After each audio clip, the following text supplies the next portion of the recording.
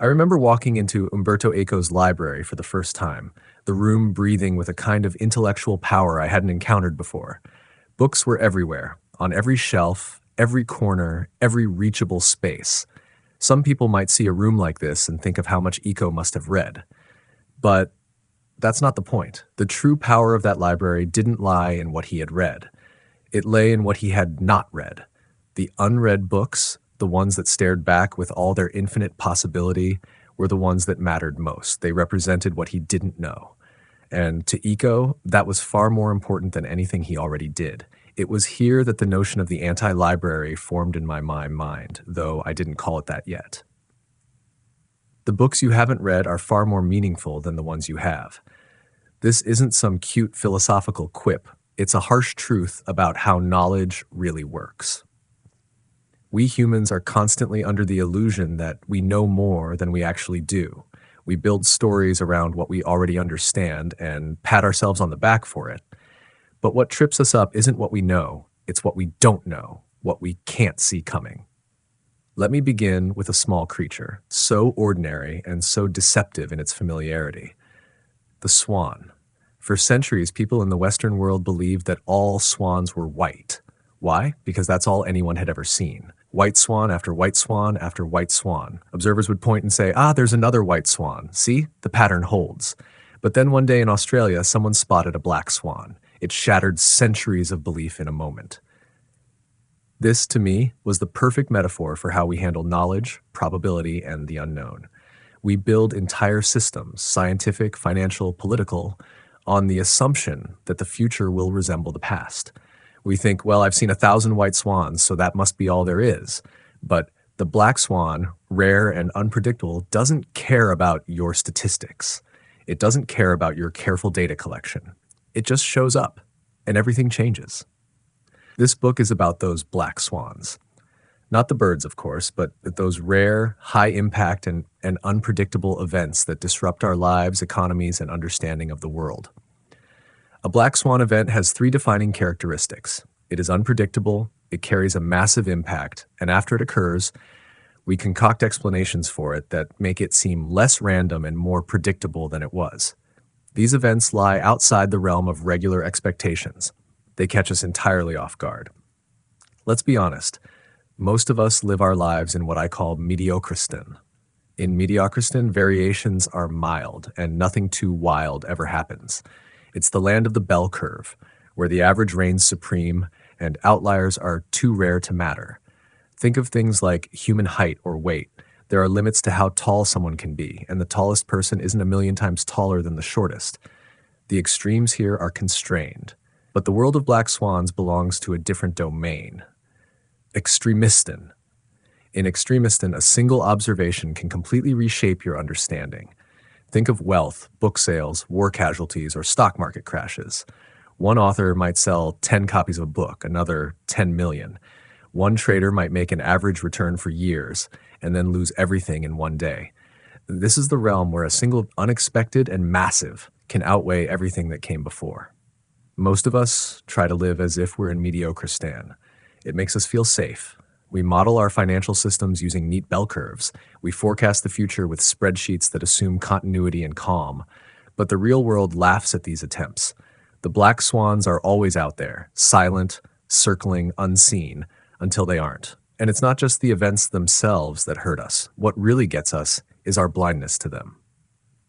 Our inability to imagine that the future might not resemble the past. Our obsession with narratives, with stories that make sense. Humans are natural storytellers. We take a chaotic sequence of events and wrap it in a bow, crafting a clean story where cause leads to effect in a straight line. But the real world doesn't work that way. Reality is messy, nonlinear, and unforgiving to those who underestimate it. Consider this: a turkey is fed every day for 1,000 days. Every day reinforces the idea that the butcher loves the turkey. "Look," says the turkey, "I get fed regularly. Life is good. My understanding of the world is accurate." But on day 1001, something changes. The butcher shows up with an axe. To the turkey, this is a black swan event. But to the butcher, perfectly predictable. That's the danger of using the past to predict the future. You might be that turkey. When I talk about black swans, people often ask, So how can we predict them? That's the wrong question. You can't predict a black swan by definition. What you can do is become aware of your own blindness. You can learn to identify where your models break down, where your knowledge ends, and where uncertainty begins. You can prepare for the unexpected, not by forecasting it, but by making yourself more robust to it. That's the key. We need to unlearn our reliance on prediction and embrace the unknown. We must develop what I call negative capability, a capacity for uncertainty, doubt, and not knowing. It's uncomfortable, yes, but necessary if we're to survive in a world that doesn't play by our rules. It's not about being paranoid or fearful. It's about humility, intellectual humility, epistemic modesty, the ability to say, I don't know, and mean it. Let me return to Eco's anti-library. Most people see a man surrounded by books and assume he's showing off how much he knows. But Eco understood what most don't, that the real power lies in recognizing what you don't know. That wall of unread books was not a symbol of ignorance, but of awareness. Awareness that there is more to learn, more to discover, more uncertainty than certainty. And once you accept that, you're no longer a prisoner of the past. I don't write this as a detached philosopher or academic. I've lived in both Mediocristan and Extremistan. I've watched financial systems collapse, watched markets that were safe implode. I've seen the world reshape itself in ways no one expected. The 9/11 attacks, the 2008 financial crisis.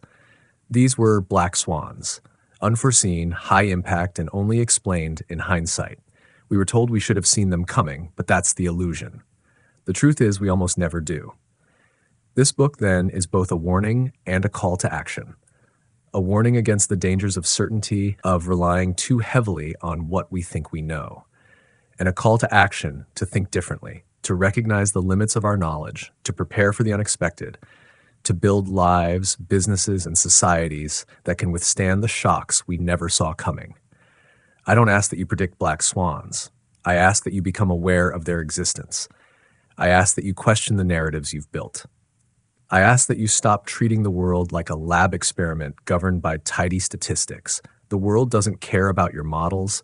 The black swan doesn't care about your expectations. It will appear when it wishes, and it will change everything.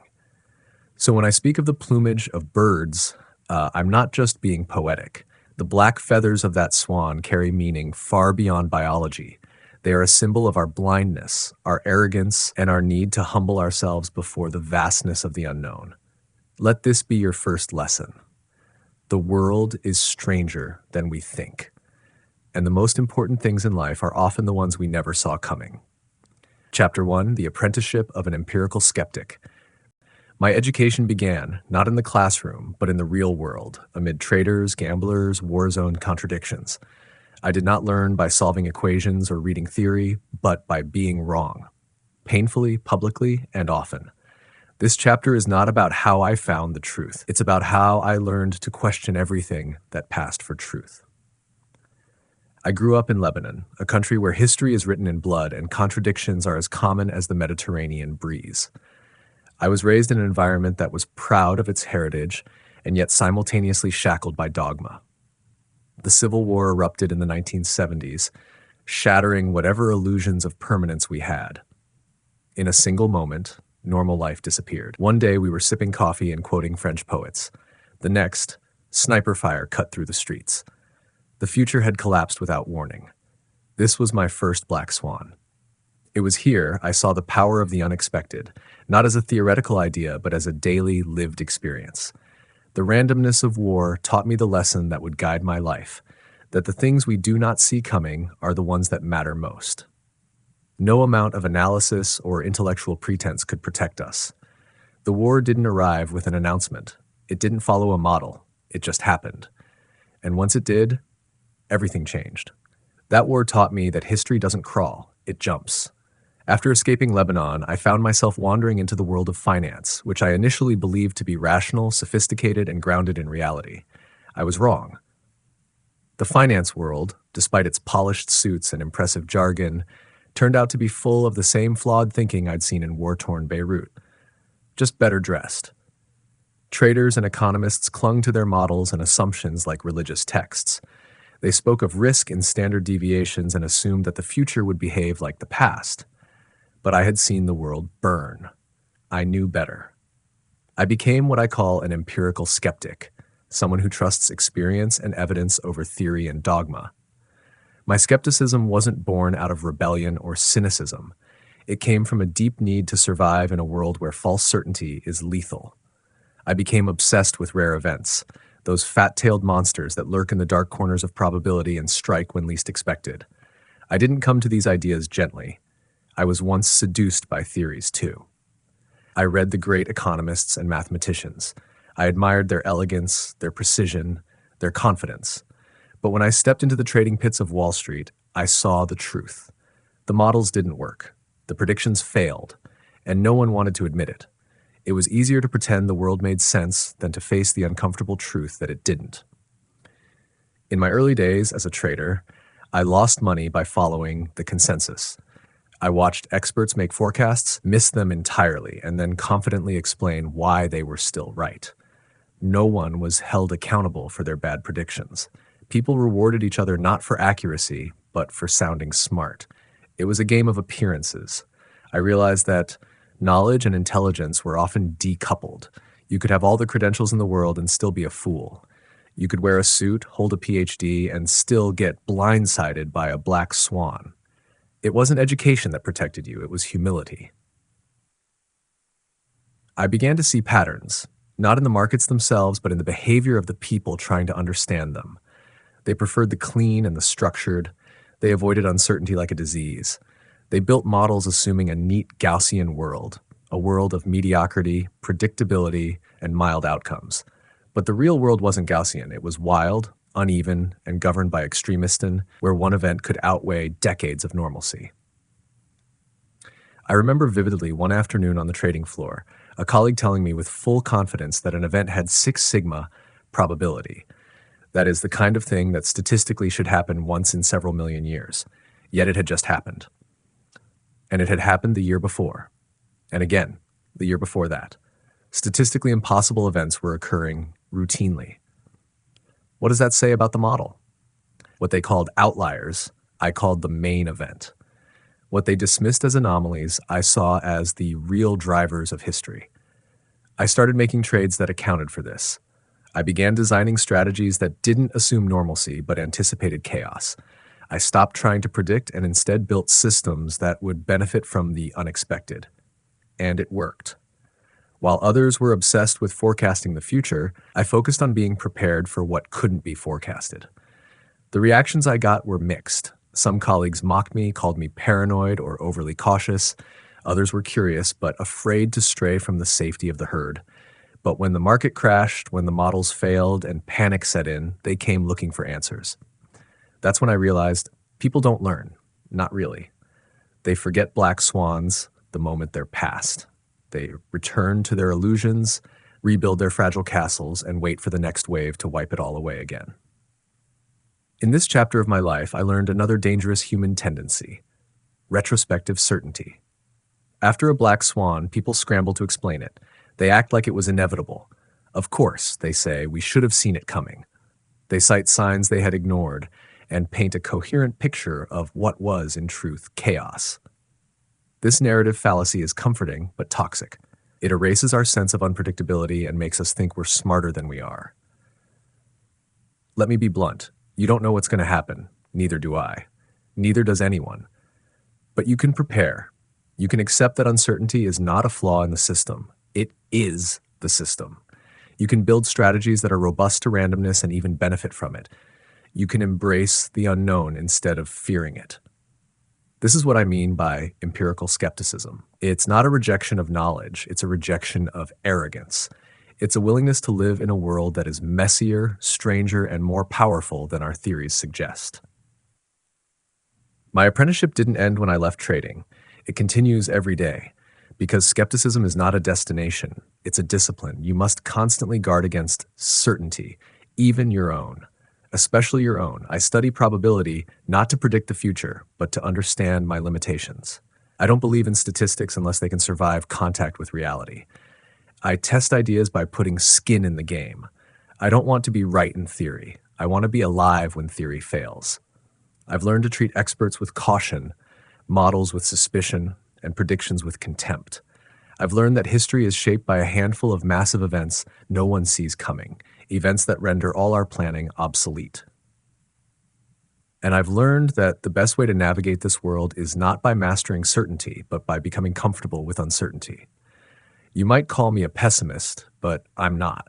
I'm a realist. I don't expect the worst. I just don't pretend to know what the future holds. That's the foundation of empirical skepticism, humility in the face of the unknown. Let me end with a simple image. Imagine a man walking through a foggy forest. He can't see more than a few feet ahead. The naive man charges forward, certain of the path. The academic builds a map, assuming the terrain is flat. The empirical skeptic takes each step cautiously, feeling the ground, testing for traps, adapting with every move. He doesn't move quickly, but he survives. In a world ruled by black swans, that's what matters. Chapter 2, Yevgenia's Black Swan. Let me introduce you to a woman named Yevgenia. Her story begins simply enough, but like all tales that truly matter, it ends somewhere you wouldn't expect. Her story is not famous, not heroic in the conventional sense, and certainly not something you'd read in an economics textbook, but it embodies exactly what this book is about. Because Yevgenia lived through a black swan. Not the kind that appears on financial charts or historical timelines, but the kind that tears through a life and rewrites it from the inside out. Yevgenia was born in a quiet Russian village during the fading years of the Tsarist regime. Her father was a schoolteacher, her mother a midwife. They weren't rich, but they lived with dignity and a modest certainty in the rhythms of life. Then came the revolution. The old world collapsed, red flags replaced imperial banners, chaos reigned, and suddenly all assumptions about the future were obliterated. Yevgenia's family lost everything: status, income, stability, overnight. No one predicted it. No one imagined that the monarchy, which had ruled for centuries, would vanish within months. But it did. That's what black swans do. They arrive unannounced and leave nothing untouched. Her family, forced into poverty, relocated to Leningrad. They adapted, or tried to. But it wasn't just the revolution that struck them. Famine came, political purges. A brother disappeared one night and never came back. Then war, then siege, then more famine. The ordinary future her parents had imagined for her, education, marriage, a house with a garden, was replaced with nothing but the next day's survival. And yet somehow Yevgenia survived. Now, I didn't meet her personally. I came to know her story through a friend, a Russian scientist I met while speaking at a conference in Europe. He told me about his grandmother, the woman who had seen the world turn upside down more than once, and who still carried herself with a quiet grace that no theory of probability could explain. What struck me most was not the suffering she endured. Many endure suffering. What struck me was her unflinching acceptance of randomness. Yevgenia never pretended to understand history. She didn't recite ideological slogans or blame this or that political faction. She had no grand theories. She simply said, "Life changes. You must be ready." That line stayed with me. Because here's the thing, most of us believe in narrative. We want things to make sense. We demand that events follow logic. But Yevgenia had seen too much to be fooled. She knew that history was not a story. It was a sequence of surprises, and most of them were unpleasant. The people who tried to explain it always seemed to arrive after the fact, when it was already too late. We tend to think of the black swan as something modern, some quirky insight into finance or systems theory. But no. Black swans have been with us from the beginning. Empires fall, currencies collapse, civilizations disappear, and no one sees it coming. There's always a Yevgenia living through the wreckage, watching her world disintegrate while others debate cause and effect. And yet what fascinates me is how blind we remain.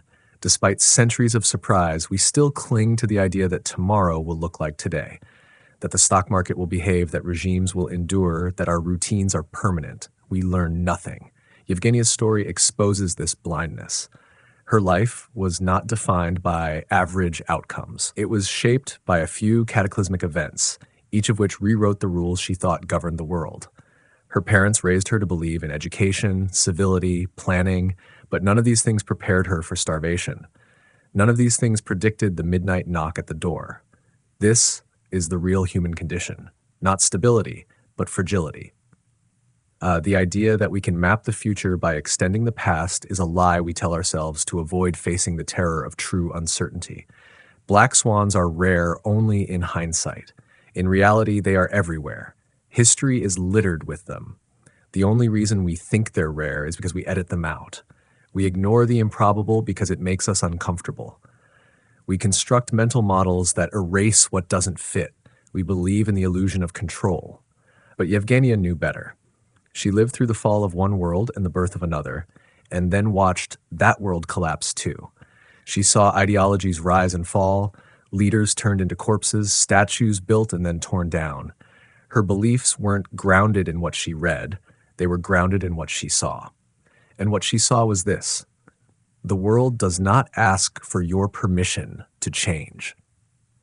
Now let me tell you something that's even more disturbing. Despite everything she lived through, Yevgenia's descendants, her grandchildren, even my friend, still clung to some version of that illusion.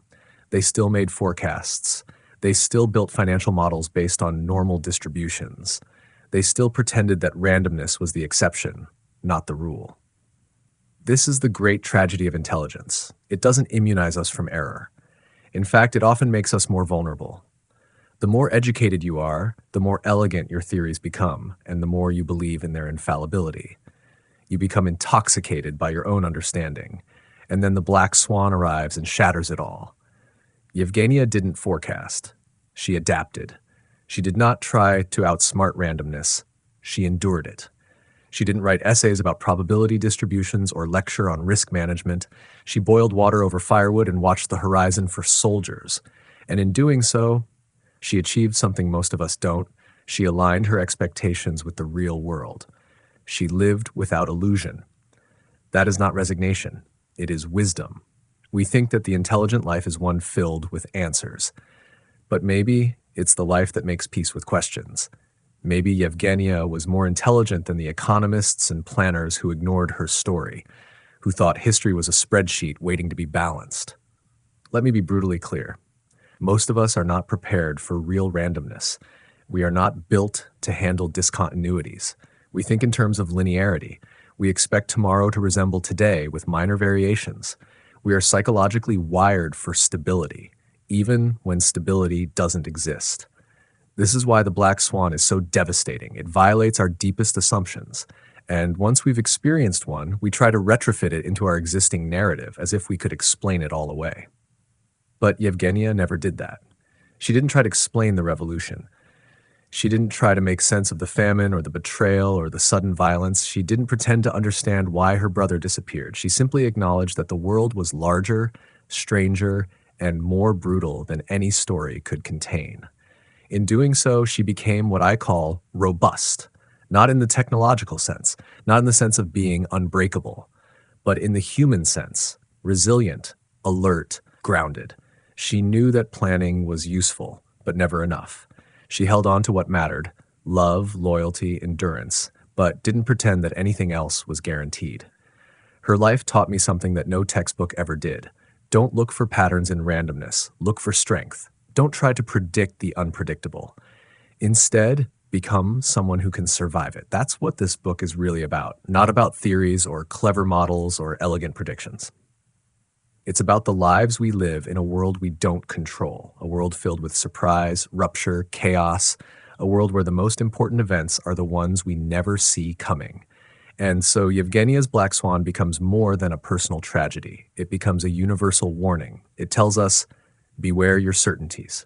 Question the smoothness of your models, be skeptical of your own confidence, and above all, stop pretending that tomorrow is promised. Her story is not unique. Every generation has its black swans. Yours is coming, if it hasn't arrived already. A financial collapse, a global pandemic, a war, a personal loss, a rupture in the structure of the world you assumed was permanent. You can respond in two ways. You can be like the economists, shocked every time something strange happens, then scrambling to build a new model to retrofit the past. Or you can be like Yevgenia, eyes open, illusions stripped, ready for whatever the future brings. The Black Swan doesn't care about your degree. It doesn't care about your resume or your algorithm or your 5-year plan. It arrives like a thief, and it takes what it wants. But if you've trained yourself to accept that uncertainty is not a flaw, but a feature, then you will not be destroyed. You may even thrive. So remember Yevgenia not as a victim, but as a warning. Her life was not an outlier, it was the rule. It only seems like an exception because we've chosen to ignore how the world really works. But the world does not ignore us. It watches and it waits. Chapter 3, The Speculator and the Prostitute. You walk into a casino. You see the flashing lights, the hypnotic spinning of roulette wheels, the clinking of chips moving across felt tables. It's a world drenched in probability and illusion, where people gamble not just with money, but with their understanding of risk. Now imagine that casino is the entire economy. That's the modern world, a place where most people think they understand risk, but what they really understand is the illusion of risk. Let me take you deeper into that illusion through the story of two people, two professionals in different worlds, but bound by a hidden symmetry. One is a speculator, the other a prostitute. One wears a suit and speaks in numbers, the other wears the masks society forces upon her and speaks in survival. You may think they have nothing in common, but you'd be wrong. Their lives reveal something fundamental about the difference between true risk and manufactured risk, between the appearance of safety and the reality of uncertainty. Let's start with the speculator. He sits in front of multiple screens, glancing at tickers that flash red and green. He's polished, educated, articulate. He talks about volatility, about options pricing, about Sharpe ratios and risk-adjusted returns. He thinks he's in control. He uses models that assume he knows the distribution of outcomes. He believes that by adjusting exposure and leveraging probabilities, he can navigate the financial world and stay ahead. But what he doesn't know, what he refuses to know, is that his entire career rests on a fragile bed of assumptions. Assumptions about the past resembling the future. Assumptions that large deviations are rare. Assumptions that markets behave. He is playing a game where the rules can change in a single second, and he has no idea. The prostitute, on the other hand, has no illusions. Her world is raw, brutal, and direct. She doesn't talk about risk, she lives it. Every encounter is a gamble, every client a potential threat. She doesn't rely on theories. She relies on instinct, pattern recognition, and the immediate signals of danger. She doesn't have a model. She has experience. She has scars. Now, step back. Which one is more exposed to a black swan? It's not the woman who lives on the edge every day. She already assumes the world is dangerous. She expects the worst. She's built psychological and physical defenses. Her life is hard, but robust. She's not deluded by false security. She doesn't believe the world is fair or predictable. The speculator, however, is in real trouble, not because of the risk he sees, but because of the risk he doesn't. He believes in a Gaussian world, a world of smooth curves, limited extremes, and manageable fluctuations. He believes that a 20% market drop is impossible because his model says so. But the model is a lie. It's a map that excludes the territory. It blinds him to the rare event that will erase everything he's built. This is the danger of living in Mediocristan, a domain where variation is assumed to be mild and predictable, where the outliers are dismissed as irrelevant. The speculator lives there. His confidence is a product of the mistaken belief that the future is a continuation of the past. He thinks his hedge fund is smart because it's been making small, steady returns for 36 months. But those steady returns are a setup. They come from selling insurance on rare events. As long as those events don't happen, he looks brilliant. The day they do, he's wiped out. You want an example? Look at the famous blow-ups, long-term capital management, the 2008 subprime crisis. Traders who bet against volatility, against fat tails, against the improbable, until the improbable became real. Their strategies weren't just wrong, they were fragile. Built on sand, disguised in suits and confidence but hollow underneath. The prostitute does not have that luxury. She can't afford delusion. She lives in extremistan, where one encounter can mean life or death. Her risk is visible, immediate. It may be high, but it is honest. She does not pretend to be safe. She does not model away the danger. Let me explain something crucial here. The most dangerous kind of risk is the one that hides behind stability. It is the risk that accumulates quietly, giving the illusion of calm until it explodes. like tectonic plates pushing against each other for decades, building pressure in silence. Then suddenly, earthquake. This is why the speculator is more vulnerable than the prostitute, because he is fooled by the appearance of order. She is not. Her strength is in her expectation of chaos. Now, I'm not romanticizing her situation. This isn't some poetic praise of street wisdom over institutional polish. What I'm saying is simpler, harsher, and more useful. Those who confront risk directly are better equipped to handle the unknown. Those who deny it, who hide it under spreadsheets and theoretical models, are the first to collapse when the Black Swan strikes. The story of the speculator and the prostitute is the story of two kinds of exposure. One is visible, the other is invisible. One is harsh but survivable, the other is smooth but catastrophic. You can go years thinking you're safe until you aren't. And then it's too late.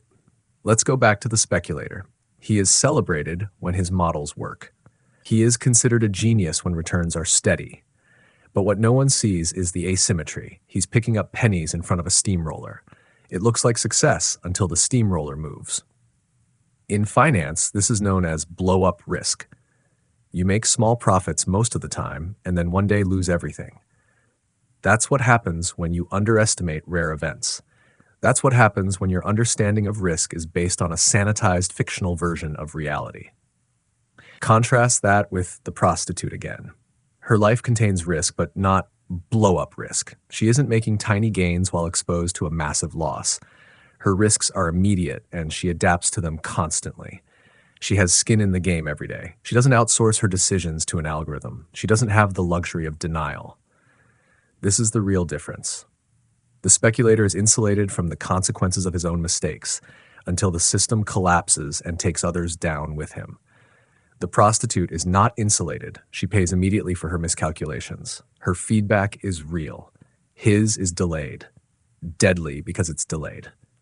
You want to understand robustness? Watch who gets hurt first. In a Black Swan world, it's not about having the best plan. It's about having the right posture, the readiness to survive the unexpected, the humility to accept what you don't know, the strength to withstand shocks you can't foresee. The speculator, with his spreadsheets and elegant theories, is fragile. The prostitute, with her scars and instincts, is robust. Now imagine if we applied this insight to institutions, to governments, to companies, to your own life. How much of what we build is based on an illusion of control? How many strategies assume smooth curves, stable conditions, predictable responses? And what happens when those assumptions collapse? You've seen it already. Banks collapsing from exposure they didn't understand. Technologies scaled too fast without realizing the hidden tail risks. Medical systems breaking under pressure they weren't designed to handle. Lives built on debt and routine, suddenly thrown into chaos by a virus, a war, a financial crisis. We are all speculators if we're not careful. We wear the mask of control and ignore the signals of fragility. We dismiss the rare because it's rare until the rare becomes everything. Here's the truth that most people don't want to hear. The world is ruled by the improbable, not the average, not the norm, but the extreme, the surprising, the high-impact event that reshapes the landscape. You want to survive that kind of world? Then stop worshiping stability. Start respecting volatility. Stop modeling the future. Start bracing for rupture. And above all, stop pretending the speculator is safer than the prostitute. Because when the Black Swan arrives, and it will, the one who expected it, the one who lived with risk rather than denying it, will still be standing. The other, he'll be gone, swept away by the very wave he thought he understood. Chapter 4, 1001 Days, or How Not to Be a Sucker. A turkey is fed every morning for 1,000 days. Every day a human hand offers it food. The sun rises, the pattern continues. The turkey, being a bird of observation, learns. It grows confident. This, the turkey thinks, is a rule of life. Humans love me. Food is my birthright. The world is generous. Then comes day 1001. On that day, everything changes. The same human hand appears, but this time it's not holding food. It's holding an axe. The turkey doesn't know it yet, but it's Thanksgiving. Now, you may laugh at the turkey's naivety, but before you do, ask yourself, how many of your own beliefs are built the same way? How many of your assumptions about safety, predictability, and continuity are based on nothing more than an unbroken chain of past experiences. How sure are you that tomorrow won't be the axe? This chapter is about how not to be the turkey, how not to be a sucker. And the first step is to stop confusing absence of evidence with evidence of absence. The turkey mistakes the continuation of a trend for confirmation of a law. But what it doesn't see, what it can't see, is that its good fortune is entirely dependent on someone else's hidden agenda. Its safety is an illusion built on an asymmetric relationship. It knows only what it has observed, and what it has observed has misled it completely. This is the trap of inductive reasoning.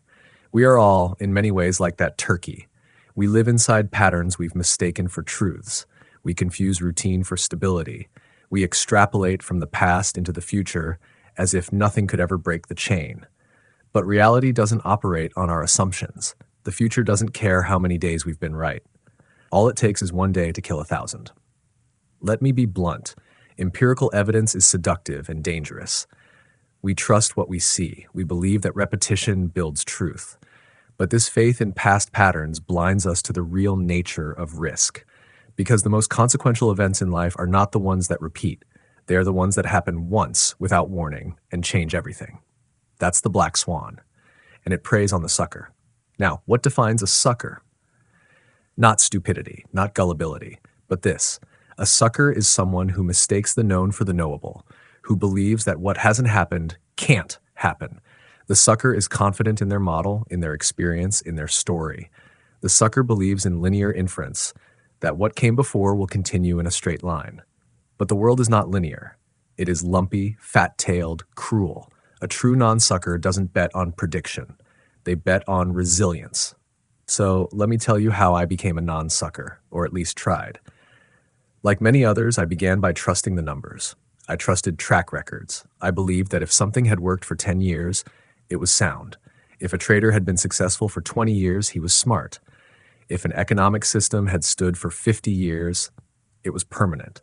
Then I watched it all collapse. I saw traders who were deemed risk geniuses lose everything in one day. I saw governments fall. I saw currencies become worthless overnight. And I realized something very uncomfortable. Success is often nothing more than survival until it isn't. You can appear competent for decades just by avoiding exposure to the unpredictable. You can look intelligent, seasoned, experienced, right up to the moment you blow up. Just like the turkey, you can be right 1,000 times and still end up dead. That's the cost of being a sucker. So how do you stop being one? You invert your thinking. Instead of asking, what's the most likely outcome? Ask, what could destroy me? Instead of relying on trends, ask yourself how much hidden fragility is embedded in your assumptions. You begin not by predicting the future, but by protecting yourself from it. Let me give you a real-world example. Imagine two people. One works a steady job at a large, reputable corporation. The other runs a small food cart on the street. The first appears more secure. The salary is predictable, the health insurance covered. The second appears fragile, at the mercy of the weather, foot traffic, and daily sales. But when the company restructures, the salaried worker is fired. No notice, no fallback. The food cart owner, meanwhile, adjusts prices, moves locations, pivots to delivery. Which one was the turkey? The salaried worker was a sucker because he confused stability with robustness. The food cart owner, exposed to daily stress, had built adaptation into his survival. He was not protected from volatility, but he was built for it. This is the central insight. Regular, mild stress makes you stronger. Uninterrupted calm makes you fragile. We admire smooth upward graphs. We admire consistency. But consistency is the camouflage of risk. It hides what hasn't happened yet. It makes you feel safe until the axe falls. The sucker values smoothness. The non-sucker values survivability. So how do you build that survivability? You adopt what I call a barbell strategy. On one end of your portfolio or your life, you keep things extremely safe. On the other, you take small, calculated, high-upside risks. You expose yourself to positive black swans while protecting yourself from negative ones. This is the opposite of what most people do. They expose themselves to catastrophic downside in the hope of small, steady gains. They over-leverage, over-commit, over-believe. They are the turkey, fat, confident, doomed. Let me bring in another character, the entrepreneur. A true entrepreneur is not just someone who takes risks. A true entrepreneur is someone who takes asymmetric risks, small losses, massive potential upside. They fail often but never fatally. They structure their lives to allow for randomness to work for them, not against them. They are not suckers. They know that in a world governed by unpredictability, the only edge is adaptability. The only certainty is uncertainty. And the only true wisdom is knowing the limits of your knowledge. So, why do so many people fall into the turkey trap? Because the modern world rewards the illusion of certainty. If you say, I don't know, you appear weak. If you hedge, you sound unsure. If you admit ignorance, you lose credibility. But the reality is that the most dangerous people in the room are the ones who speak with total confidence. The economists who forecast GDP to the decimal, the pundits who predict elections, the investors who claim they can beat the market. They are suckers with suits on. Do not emulate them. Instead, learn to love uncertainty. Learn to thrive in it. Learn to structure your life not for average outcomes, but for the tails, because that's where everything happens. If you prepare for volatility, you will survive it. If you embrace the possibility of the unknown, you may even benefit from it. That's what I call becoming anti-fragile. But more on that later. For now, remember this. The biggest risk in life is thinking you understand it. The biggest sucker is the one who's never been tested. The smoothest journey is often the most dangerous because you won't know what you're made of until the axe falls. Day 1, 1001 is always coming. Don't be the turkey. Chapter 5, Confirmation Schmonformation. Humans are wired to fool themselves. This is not an insult. It's a biological fact rooted deep in our cognitive architecture. We crave patterns, stories, and neat explanations, even when none truly exist. This tendency to seek comforting coherence makes us masters of what psychologists call confirmation bias, the unconscious habit of selectively noticing and remembering information that supports our existing beliefs, while ignoring or dismissing anything that challenges them. Far from being a minor quirk, confirmation bias is a profound force shaping how we perceive reality, and it is one of the main reasons why we fail to spot black swans before they strike. Think about what happens when an unexpected, disruptive event hits, when the black swan finally arrives. What do people do? Their first instinct is not to admit ignorance or accept the shock. Instead, they scramble desperately to explain it away, to fit it into a pre-existing narrative that preserves their worldview. Suddenly, every news story, every piece of data is interpreted through the lens of confirmation. They hunt for evidence that the event was predictable, avoid signs it was not, and cling to comforting stories that reinforce their sense of understanding. This behavior is the essence of confirmation bias, a selective focus on evidence that supports a thesis, paired with a willful blindness toward contradictory facts. It's psychologically comforting because it protects ego and saves face, but it kills foresight and distorts reality. Why do we do this? Because uncertainty terrifies us. Humans have an overwhelming need to feel in control and to believe that the world makes sense. We fabricate stories that knit chaos into order. We convince ourselves that the past is a reliable guide to the future. We want to be right, because being wrong feels like vulnerability. But here lies the cruel truth. Reality doesn't care about our desire to be right. The world remains indifferent to our fantasies of control and coherence. Confirmation bias acts like a psychological prison that traps us in our ignorance. It causes us to listen only to experts and opinions that echo our own beliefs, to consume news that reinforces our worldview, and to surround ourselves with people who never challenge us. This creates echo chambers, closed loops where ideas reverberate without scrutiny, and blinds us to the black swans lurking just beyond the walls. The most dangerous part? The smarter you are, the more vulnerable you become to this effect. Intelligence often equips people with better tools to rationalize their beliefs, to twist logic and data to fit their worldview, and to construct persuasive arguments defending their positions even when they're wrong. Confidence morphs into arrogance. Arrogance blinds. This is the confirmation schmonformation effect, the stubborn, irrational clinging to a belief in the face of overwhelming contradictory evidence. It is the enemy of genuine skepticism. So how can we fight this deeply ingrained bias? The first step is awareness. You must recognize that confirmation bias is everywhere, not just in others, but inside yourself. The second step is discomfort. You have to deliberately seek out evidence that challenges your beliefs, even if it threatens your ego or makes you uneasy. You must cultivate the habit of questioning your assumptions relentlessly. The third step is humility, accepting that your knowledge is limited, your models are incomplete, and the future might surprise you in ways you cannot imagine. This process is not easy. It demands intellectual courage and emotional resilience. It forces you to confront uncomfortable truths about yourself and the world. But it is necessary if you want to survive in a world ruled by black swans. One technique I use is what I call the negative experiment. Instead of trying to prove your hypotheses right, try to disprove them. Search actively for evidence that contradicts your beliefs. Play devil's advocate, even if it means losing arguments or feeling foolish. Another crucial practice is to diversify your information sources. Don't just read what comforts you. Engage with challenging ideas, talk to people who disagree, and expose yourself to cognitive dissonance. Confirmation bias thrives in echo chambers. Break them. Let me share a personal story. Early in my career, I trusted certain financial models implicitly. They had performed well during good times, and I believed their assumptions unquestioningly. I ignored skeptics and warnings. Then came a crisis, and those models collapsed spectacularly, leading to massive losses. I could have blamed the market, my clients, or regulators. Instead, I turned inward and confronted my own biases. I realized I had been selective with data, seeking confirmation rather than truth. That painful, brutal self-honesty was a turning point. It led me to adopt empirical skepticism, a habit of questioning everything, especially my own beliefs. This mindset helped me avoid bigger disasters later on. Confirmation bias is not just an individual problem.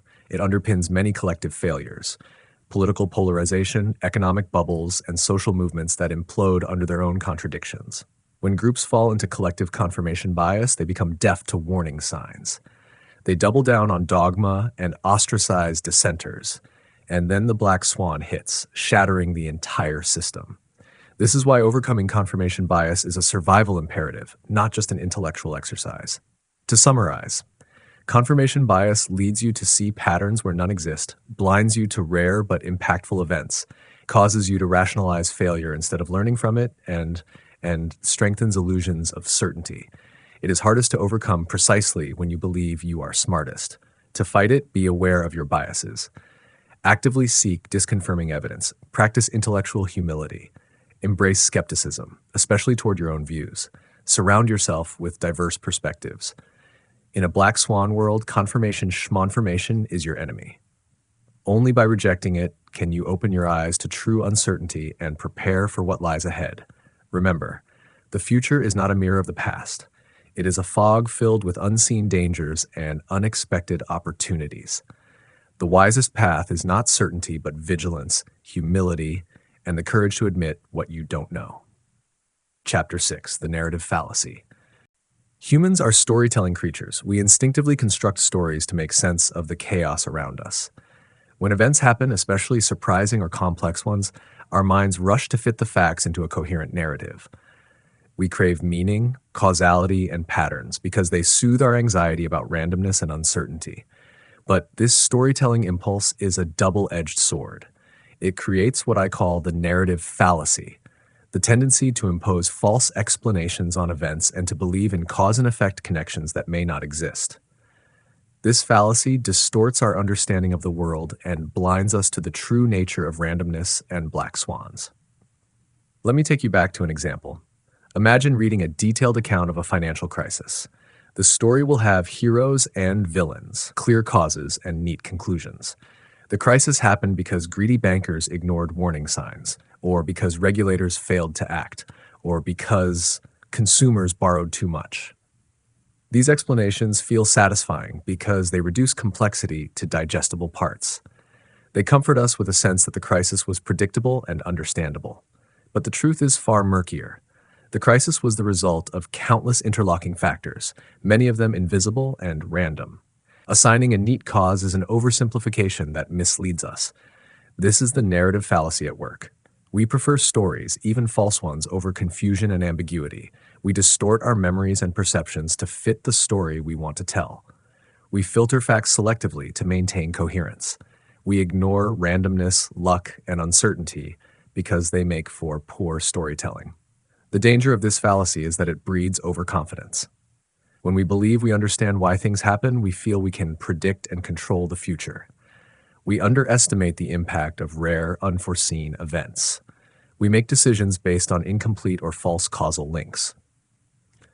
In finance, this leads to excessive risk-taking as investors convince themselves that the market's behavior is orderly and explainable. In history and politics, it leads to simplistic lessons and hubris. Take the classic example of a company that experiences rapid growth. The narrative might credit the visionary leadership of its CEO, the brilliance of its strategy, or the superior quality of its products. But behind the scenes, much of that success may be due to luck, timing, market conditions, competitor mistakes, or sheer randomness. The narrative ignores these factors because they spoil the story. Later, when the company falters, the narrative shifts blame, ignoring the earlier role of chance.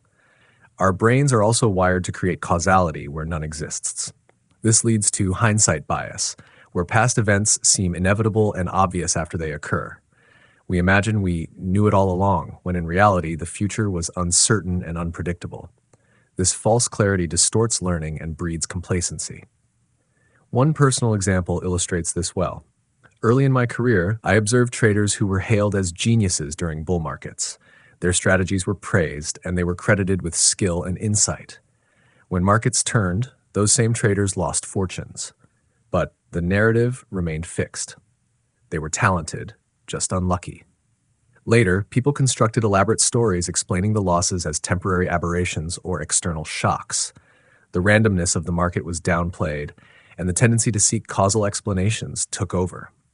The narrative fallacy is also prevalent in how we interpret personal experiences. We construct stories about our lives that explain successes and failures in causal terms, but often these stories are post hoc rationalizations that obscure the role of luck and randomness. We remember events selectively, emphasizing facts that support our narratives and forgetting those that contradict them. Why is this important? Because the stories we tell ourselves shape our decisions. If we believe we understand the causes of events, we may take undue risks or become blind to new threats.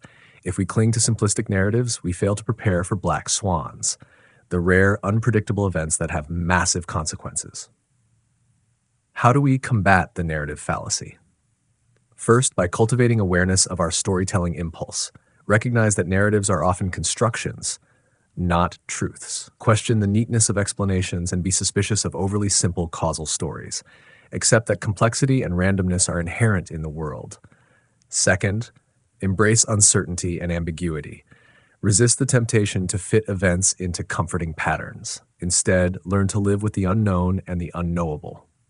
Third, focus on evidence rather than stories. Look for data that challenges your narrative. Seek alternative explanations. Diversify your perspectives to include voices that question your assumptions. Fourth, understand the limits of hindsight. Just because something seems obvious after the fact doesn't mean it was predictable before.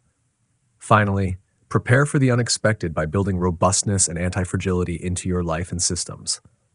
Since narratives cannot predict black swans, resilience is your best defense. In essence, the narrative fallacy is a cognitive trap that gives us false confidence and blinds us to real uncertainty.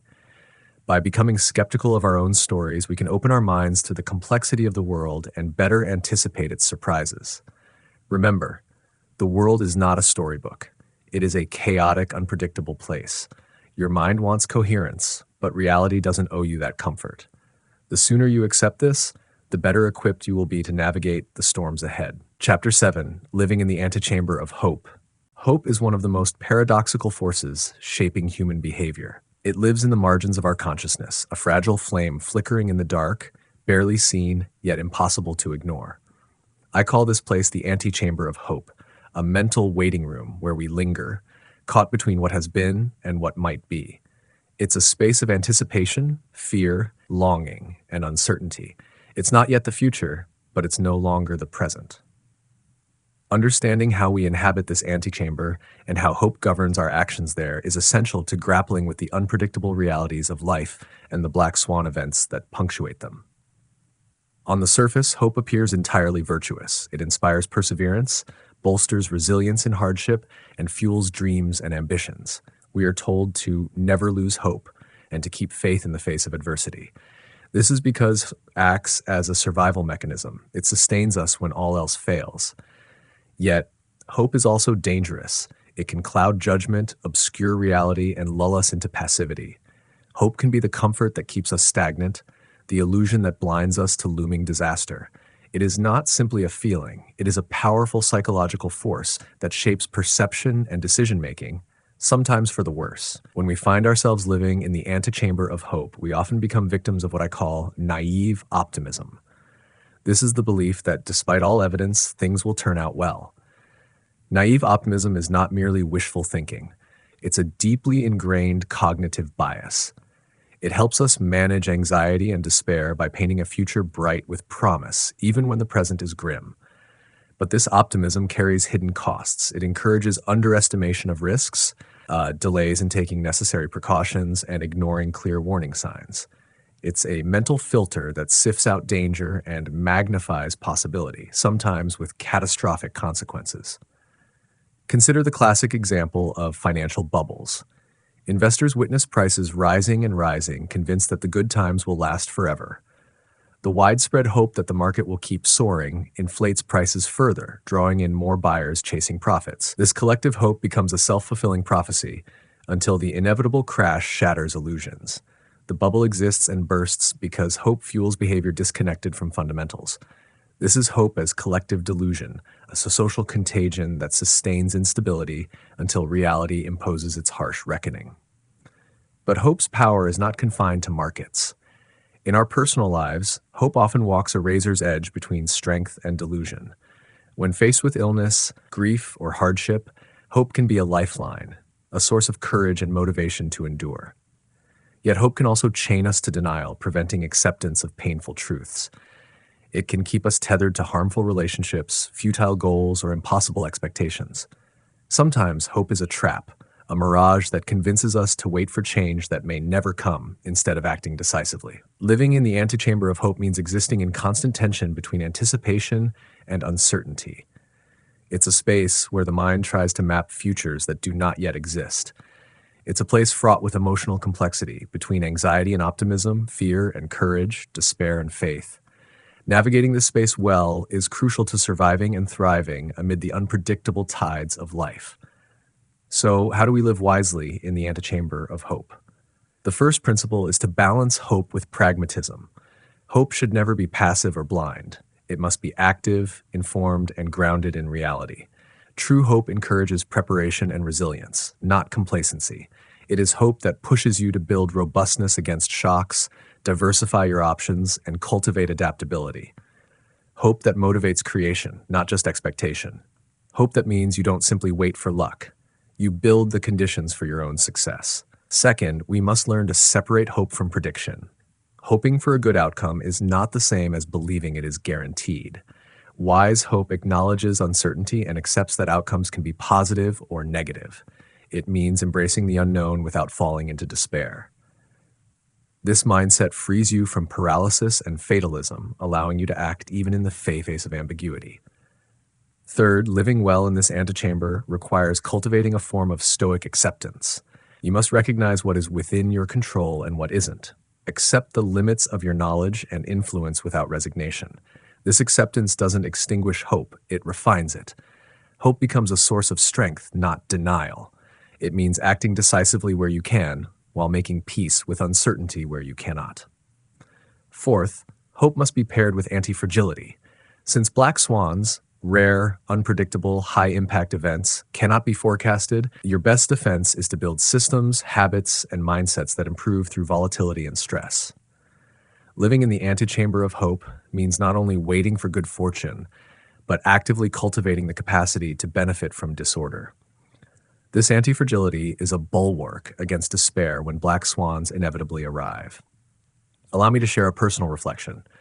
During various crises I have witnessed, the people who survived and often thrived were those who held on to hope but kept their eyes open to danger. They did not deny the possibility of disaster. Instead, they used hope as fuel for preparation, adaptation, and innovation. They built redundancies, kept their options open, and stayed mentally flexible. Those who relied solely on hope as passive wishfulness, ignoring risks, were the first to falter. Hope without vigilance is a dangerous gamble. The emotional power of hope cannot be underestimated. It inspires art, invention, sacrifice, and courage. It makes the unbearable bearable. But hope's seductive glow can also deceive.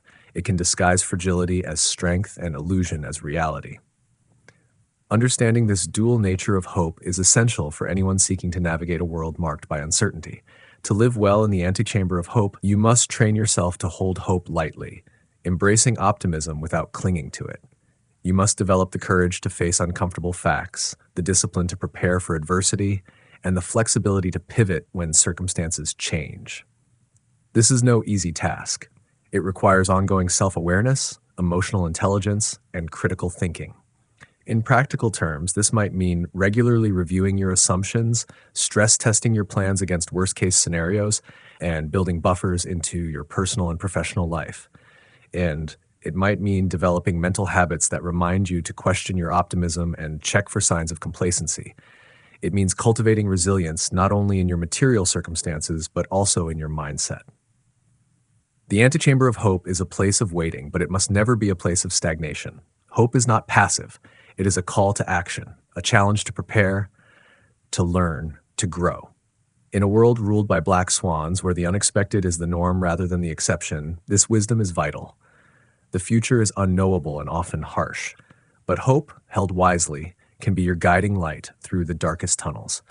Remember, hope is a flame. It can warm you or it can burn you. It can light your path or blind you. Living in the antechamber of hope means learning to tend this flame carefully, nurturing it, but never allowing it to consume your judgment or your readiness. If you can master this delicate balance, you will be ready not just to survive the chaos, but to find opportunity within it. Chapter 8, Giants and Dwarfs.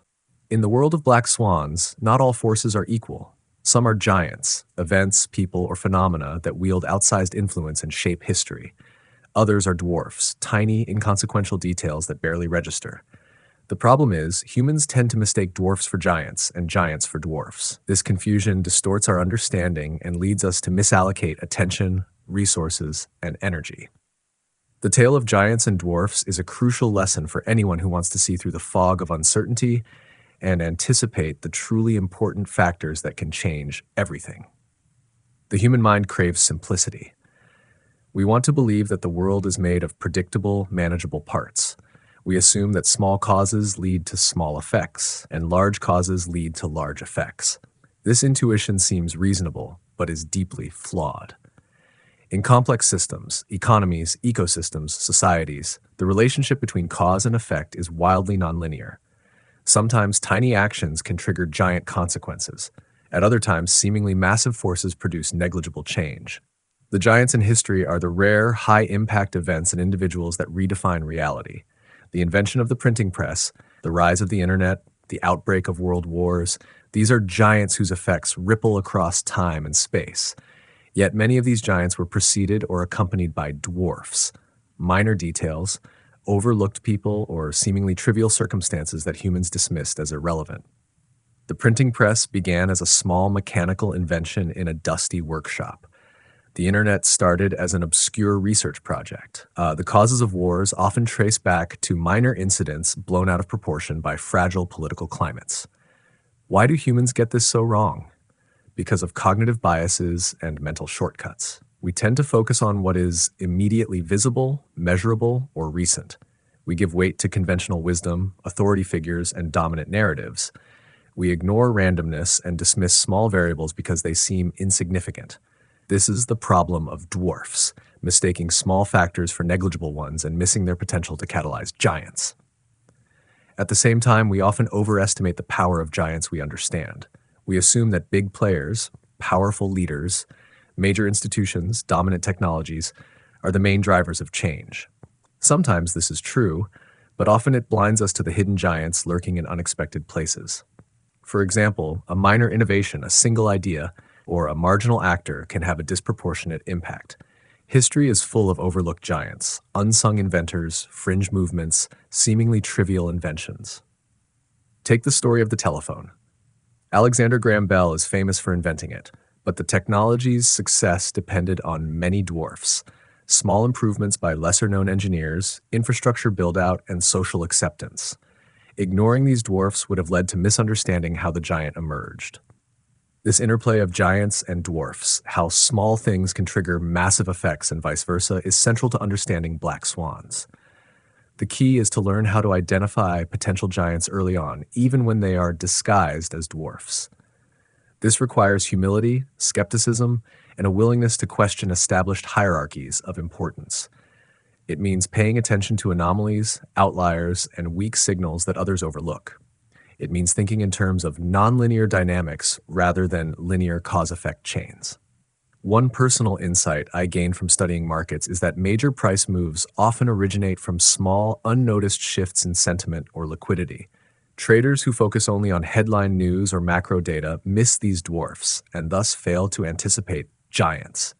Similarly, in technology, breakthroughs often arise from niche research or fringe experiments, not from dominant corporate labs. Those who can detect these dwarfs before they become giants gain enormous advantage. Another important aspect is the role of randomness. Some giants appear because of sheer luck or stochastic processes that defy prediction. For example, the success of a startup might hinge on a chance encounter, timing, or random external factors. These are dwarfs in action, tiny, unpredictable causes with giant consequences.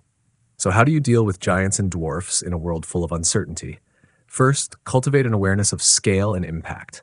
Be wary of simplistic assumptions that big causes always lead to big effects, or small causes always lead to small effects. Challenge your intuition and question dominant narratives. Second, train yourself to spot weak signals and anomalies. These may seem unimportant at first, but can grow into giants. This requires curiosity, openness, and often going against conventional wisdom. Third, accept that some giants arise from randomness and chance. Build systems that are robust or anti-fragile, capable of thriving regardless of which giants emerge. Fourth, diversify your attention and resources. Don't put all your eggs in the basket of obvious giants. Invest time in exploring fringe ideas, emerging technologies, and overlooked people. Fifth, remember that the interplay of giants and dwarfs is dynamic. Today's dwarf may be tomorrow's giant. Stay flexible and adaptable. The world is a complex, unpredictable place. Giants and dwarfs swirl in chaotic dance, shaping history in ways no one can fully foresee. By understanding this, by training your mind to detect dwarfs before they grow, and by respecting the nonlinear nature of cause and effect, you gain a critical edge. In a black swan world, survival and success depend not on predicting giants perfectly, but on recognizing the hidden dwarfs and preparing for their potential to become giants. This requires a mindset that embraces uncertainty, complexity, and humility. As you move forward, keep this lesson in mind. The world is not made of equal parts. It is a landscape dominated by a few giants and a multitude of dwarfs. Your task is to learn which are which and when to pay attention. Chapter 9, The Ludic Fallacy.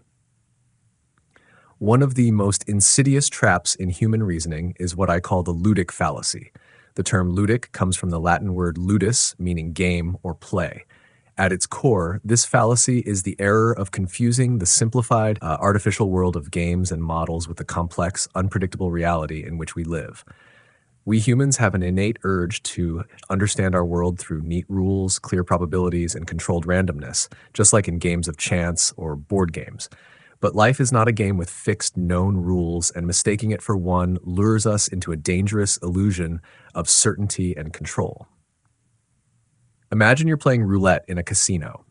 The rules are explicit. There are 38 numbers, the ball lands randomly in one pocket, and the probability of any given number winning is exactly 1 in 38. You can calculate odds, set your bets, and even design strategies based on these known probabilities. The environment is tightly controlled, the randomness is well-defined, and the stakes, while significant, are bounded. This is the world of classical probability theory, a world of manageable risk. Now, contrast this with the real world, the economy, natural disasters, social movements, or financial markets. There, the rules are fluid, often unknown, and sometimes don't even exist. Causes are tangled, interactions complex, and outcomes far from predictable. The randomness you encounter isn't neatly packaged into a known distribution with fixed probabilities. Instead, it's messier, with unknown unknowns lurking everywhere. The ludic fallacy occurs when we apply the tidy models and rules of games like roulette to this messy real world. We take our simplified mathematical models and mistake them for accurate representations of reality. This fallacy seduces us with the comfort of precision and predictability, but it leads to dangerous overconfidence. We trust models that are fundamentally incomplete, ignoring their assumptions, blind spots, and the inherent unpredictability of life. One of the most infamous examples of this fallacy played out in the 2008 financial crisis. Leading up to the crash, banks and regulators relied heavily on quantitative risk models that assumed financial returns followed a normal distribution, a bell curve where extreme events are vanishingly rare. This assumption allowed them to calculate value at risk, VAR, determining how much capital they needed to hold to survive potential losses. But reality was far from normal. Financial markets have fat tails, meaning extreme swings happen far more often than the bell curve predicts. When the crisis hit, these rare but devastating black swans shattered the models and brought the financial system to the brink of collapse. The ludic fallacy had blinded the world to the real risks hiding behind elegant equations. But the problem isn't just with sophisticated risk models, it's also with how everyday people understand risk and uncertainty. Many individuals rely on heuristics or simplified narratives. The market always bounces back, or diversification eliminates risk. While these rules of thumb can be useful, they also obscure the deeper uncertainties that can devastate portfolios. Believing that life behaves like a well-defined game makes people complacent, leaving them exposed when rare events strike. Another dangerous manifestation of the ludic fallacy is the over-reliance on historical data. Models are often calibrated on past events, but history is never a perfect guide to the future, especially when structural shifts occur. The fallacy is to treat frequencies of past outcomes as if they represent fixed probabilities. For example, just because a financial asset has never crashed before doesn't mean it won't. The absence of evidence is not evidence of absence. When models assume stationarity, that the underlying rules don't change, they dangerously underestimate the potential for black swans. So how do we protect ourselves from the ludic fallacy? First, we must develop epistemic humility, an honest recognition of the limits of our knowledge. We have to accept that no model, no matter how sophisticated, can capture all relevant variables or predict rare, high-impact events. Models are tools, not oracles. They can guide us, but never guarantee safety. Second, treat models as maps, not territories. They provide simplified representations of reality, useful for some purposes, but inherently incomplete. Like any map, a model highlights some features while ignoring others. It's vital to remember what's left off the map and to be skeptical of its assumptions. Third, develop an intuition for fat tails and nonlinear dynamics. Recognize that extreme events are more common and impactful than classical models suggest. The risk you see in everyday statistics is just the tip of the iceberg. Beneath the surface lie rare events that can reshape entire systems. Fourth, build robust and anti-fragile systems, ones that can withstand shocks or even improve because of them. Since prediction is limited, resilience is your best defense. This means diversifying your exposures, avoiding overconcentration, and preparing for multiple scenarios. Fifth, cultivate diverse perspectives and data sources. Groupthink and consensus models tend to reinforce blind spots and false confidence. Challenge prevailing wisdom, seek dissenting views, and question dominant paradigms. This intellectual diversity reduces the risk of collective ludic fallacy. The ludic fallacy is seductive because it offers order and certainty in a chaotic world. It transforms the messy unknown into a game you can master. But this transformation is a mirage. The real world is a wild system filled with surprises, discontinuities, and unknowns that no game or model can fully capture. If you want to navigate this world successfully, you must learn to live with uncertainty and embrace complexity. You must move beyond the illusion of control offered by neat models and accept that the future is fundamentally unknowable. Only then can you prepare wisely, not by trying to predict black swans, but by building the resilience to survive and even benefit from them. Remember, life is not a casino. It's not a game with fixed rules, limited outcomes, or predictable probabilities. It's a vast, unpredictable system full of unknown unknowns. The ludic fallacy tempts you to believe otherwise, but resisting this temptation is the key to true wisdom in an uncertain world. Chapter 10: The Scandal of Prediction. Prediction is one of humanity's oldest and most persistent pursuits. We yearn to peer into the fog of the future, to chart a course through uncertainty, to bend fate to our will. From ancient oracles to modern economists, from weather forecasters to political analysts, countless individuals and institutions devote vast resources to the attempt. The promise is alluring. If we could just predict what's coming, we could avoid disaster, seize opportunity, and master the forces shaping our lives. Yet, despite the increasing sophistication of models, the explosion of data, and the power of computers, prediction remains a profoundly flawed enterprise.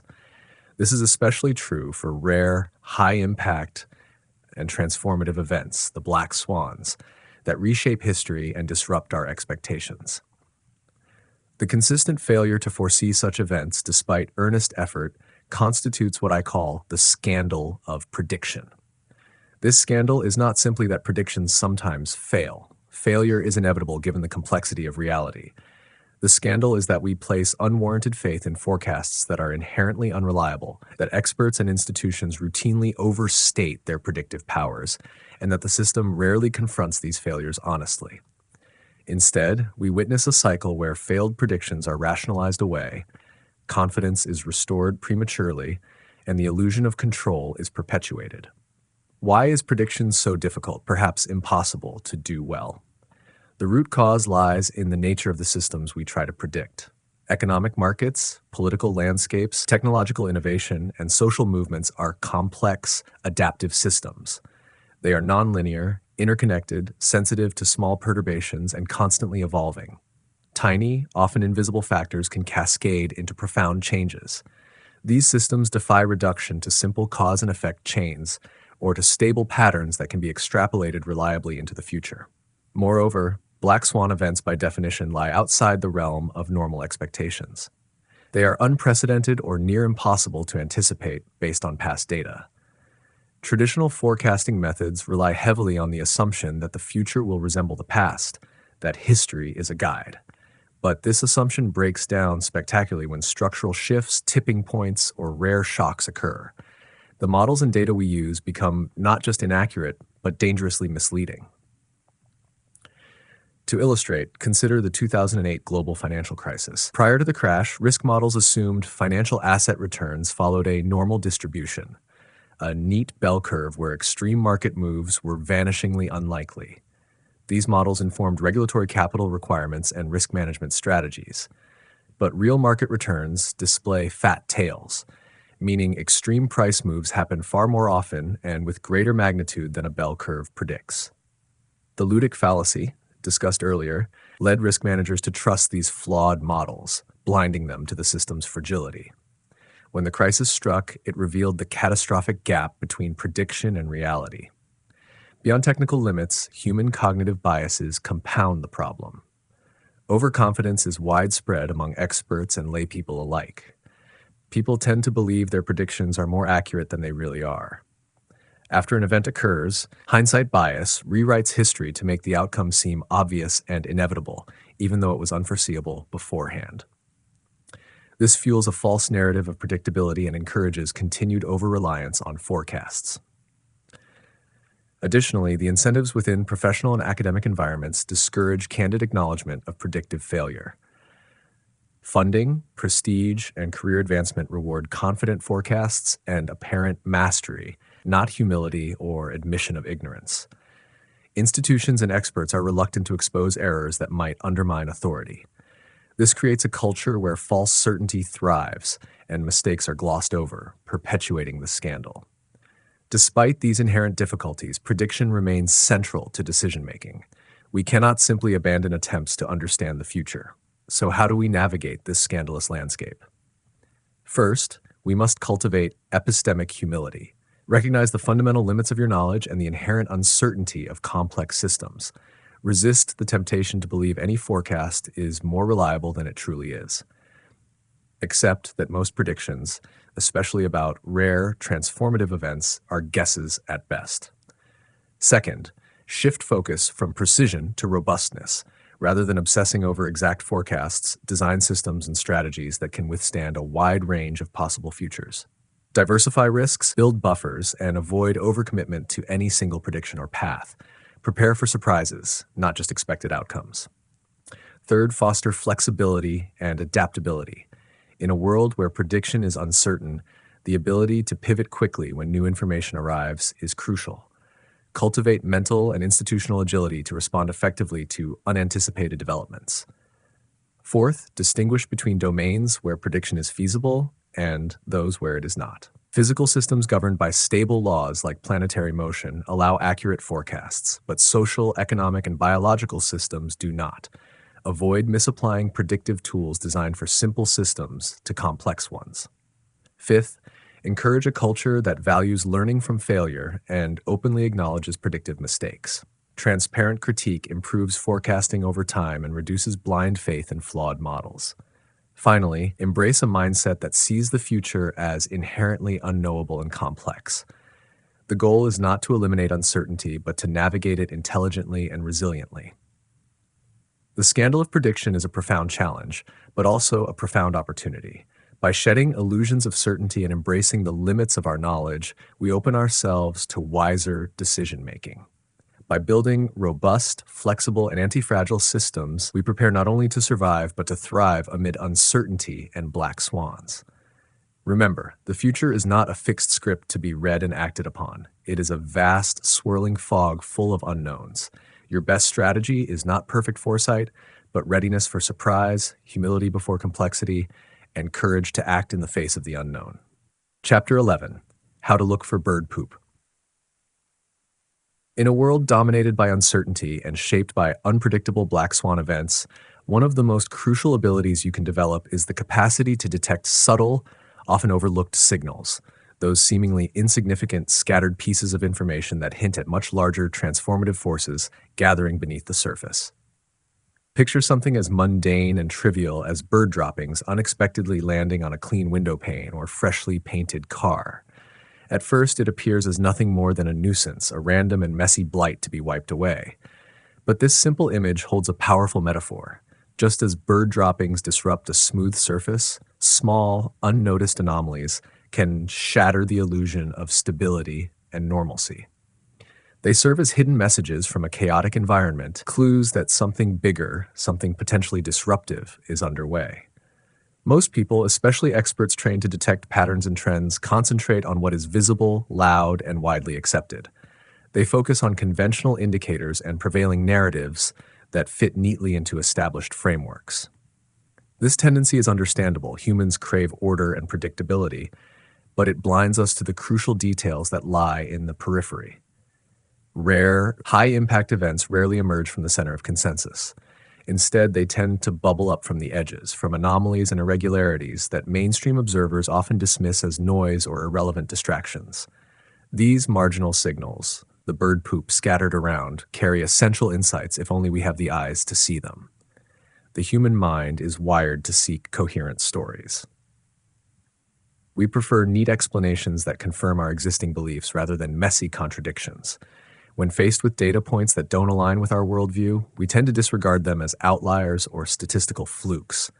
This natural cognitive bias, confirmation bias, ensures that bird poop often goes unnoticed or is hastily wiped away.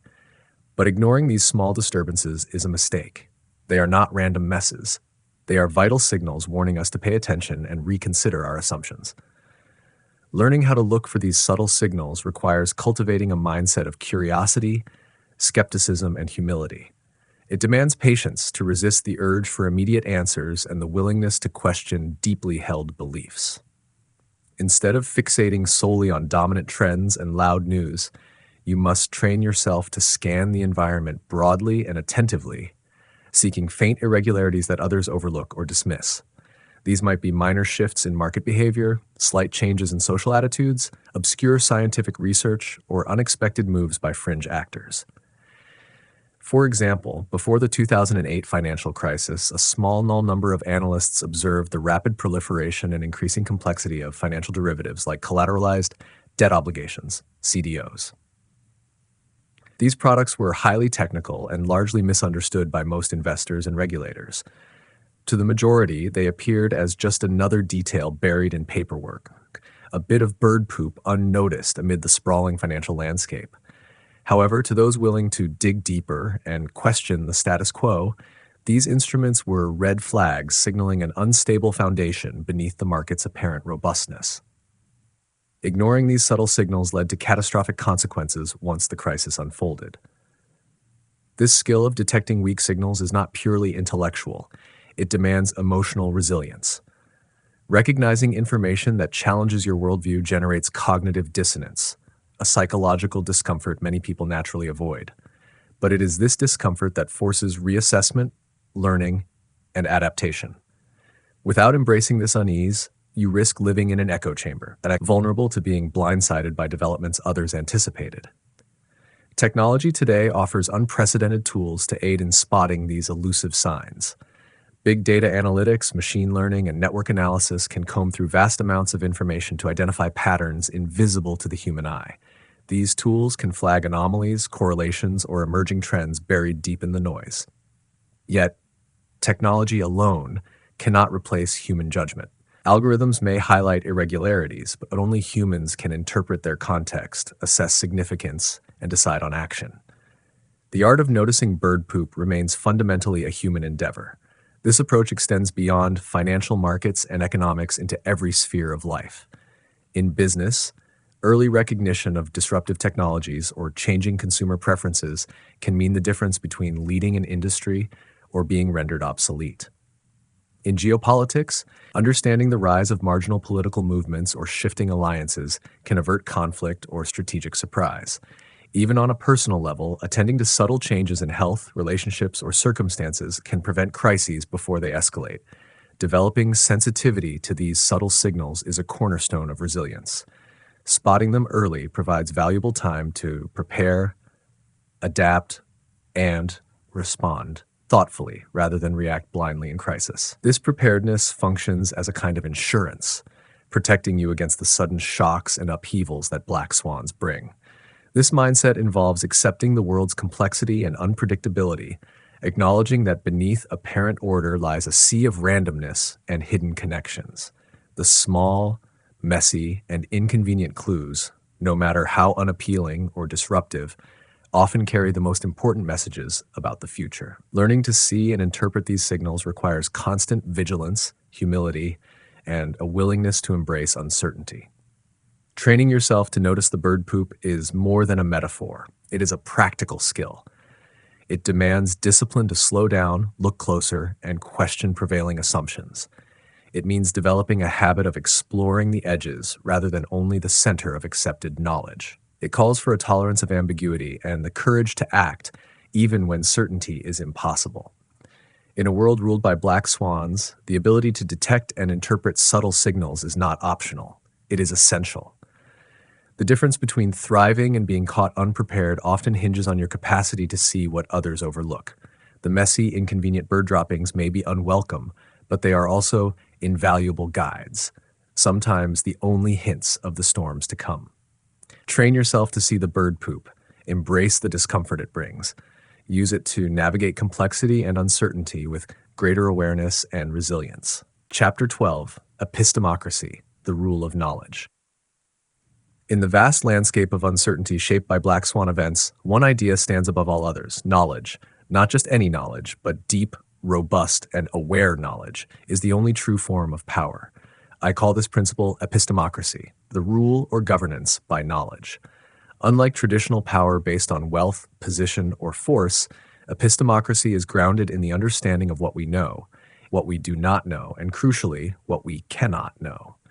Epistemocracy demands humility. It forces us to admit that certainty is rare and that knowledge is always incomplete. The most dangerous leaders, experts, and systems are those that act with unwarranted certainty, pretending to have answers where none exist. In contrast, epistemocratic individuals or systems recognize the limits of prediction, model fallibility, and the ever-present possibility of surprise. They govern their decisions with cautious respect for uncertainty. This kind of knowledge is not about amassing facts or data alone. It's about cultivating an awareness of complexity and the pitfalls of overconfidence. It requires us to differentiate between noise and signal, between trivial and profound uncertainty. In a world full of randomness and unpredictability, epistemocracy means privileging skepticism over ideology, evidence over belief, and adaptability over rigidity. Those who practice epistemocracy design systems that are anti-fragile. They gain from disorder and chaos rather than crumble under stress. They avoid over-reliance on fragile predictions or models that ignore black swans. Instead, they build resilience and optionality into their strategies, creating room to maneuver when the unexpected arrives. Epistemocracy is rare because it is uncomfortable. It challenges our desire for control and invites us to confront ignorance head-on. Yet it is the only realistic framework for navigating a world dominated by rare, high-impact, and unpredictable events. Those who embrace the rule of knowledge don't claim to see the future, but prepare wisely for its uncertainties. In the end, true power lies not in certainty or prediction, but in understanding the limits of both. Epistemocracy calls for a disciplined humility, recognizing what we can know, what we can't, and acting accordingly. It is not a surrender to chaos, but an informed engagement with complexity, a strategy for thriving in the face of the unknown. Chapter 12, Epistemocracy, the Rule of Knowledge. In a world dominated by uncertainty, complexity, and the ever-present threat of Black Swan events, the question of how to govern, make decisions, and wield power becomes paramount. Traditional forms of authority, based on wealth, hierarchy, or brute force, prove fragile and often disastrously inadequate when confronted with the unpredictable. Instead, what the modern world demands is a new kind of governance, a new principle of power grounded not in certainty, but in the mastery of knowledge itself. This is the idea of epistemocracy, the rule or governance by knowledge, or more precisely by the understanding of what is known, what is unknown, and what is fundamentally unknowable. Epistemocracy is not about possessing all the answers. That would be an illusion. It is about cultivating a profound awareness of the limits of human understanding and an unwavering commitment to navigate complexity with humility, rigor, and intellectual honesty. This concept challenges the arrogance of certainty that has plagued decision-makers throughout history. It insists that power must be exercised with an acknowledgement of uncertainty and an openness to revision in light of new evidence. At its core, epistemocracy requires a radical epistemic humility. This humility is not a weakness, but a strength, an adaptive response to the inherent unpredictability of complex systems. Leaders, experts, and institutions that operate under epistemocratic principles openly admit that they do not and cannot know everything. They avoid the trap of overconfidence, which blinds individuals and organizations to the possibility of surprise, error, and black swan events. To embrace epistemocracy is to reject the seductive allure of predictive certainty. It recognizes that models and forecasts are necessarily simplifications of reality, built on assumptions that may fail. Where others see precision and control, the epistemocrat sees provisional knowledge subject to revision. The world is far too complex, dynamic, and interconnected to be fully captured by any formula or algorithm. The distinction between known knowns, known unknowns, and unknown unknowns is foundational here. Known knowns are facts and data that can be reliably observed and measured. Known unknowns are areas where we recognize the limits of our knowledge. We understand that there are gaps, even if we cannot fill them yet. Unknown unknowns are the most perilous. They are blind spots, surprises, and phenomena outside our current conceptual framework, the true black swans. Epistemocracy demands systems and decision-making frameworks that respect this taxonomy of knowledge. It promotes strategies that are robust or anti-fragile, that is, systems designed not only to withstand shocks, but to benefit from disorder and uncertainty. These systems eschew rigid dependence on fragile predictions and instead build in redundancy, optionality, and adaptability. This might mean diversifying investments, decentralizing decision-making, or creating policies flexible enough to evolve as new information emerges. One of the great dangers epistemocracy seeks to avoid is the illusion of control. Throughout history, powerful individuals and organizations have fallen victim to hubris, mistaking their models or narratives for reality itself. This arrogance breeds complacency, reduces preparedness, and amplifies the damage wrought by black swans. Epistemocracy replaces this illusion with a sober recognition of the limits of control, fostering resilience rather than fragile certainty. In practical terms, embracing epistemocracy changes how we think about expertise. It challenges the cult of the expert who claims prophetic insight and instead values intellectual diversity, dissent, and debate. It recognizes that no single perspective can fully grasp complex phenomena. Decision-making becomes a collective, iterative process where hypotheses are continuously tested against reality and beliefs updated accordingly. This approach also reshapes the role of education and learning. Rather than teaching students to memorize fixed truths, epistemocracy encourages critical thinking, skepticism, and an awareness of cognitive biases. It instills the capacity to question, to handle ambiguity, and to appreciate the provisional nature of knowledge. In such an environment, the goal is not to eliminate uncertainty, but to live wisely within it. Epistemocracy confronts the problem of predictive failure head-on. It accepts that forecasting rare, high-impact events with precision is impossible. Instead of chasing impossible foresight, it focuses on preparedness and adaptability. It values building systems and organizations that can survive and thrive amid volatility, rather than trying to predict every twist and turn. A critical component of epistemocracy is transparency about uncertainty. It demands that experts and leaders communicate the limits of their knowledge openly and honestly, resisting the temptation to cloak uncertainty in false confidence. This transparency builds trust and enables societies to make better informed decisions, recognizing risks without succumbing to panic or denial. Furthermore, epistemocracy is deeply democratic. It values the input of multiple stakeholders and disciplines, recognizing that wisdom emerges from diverse viewpoints.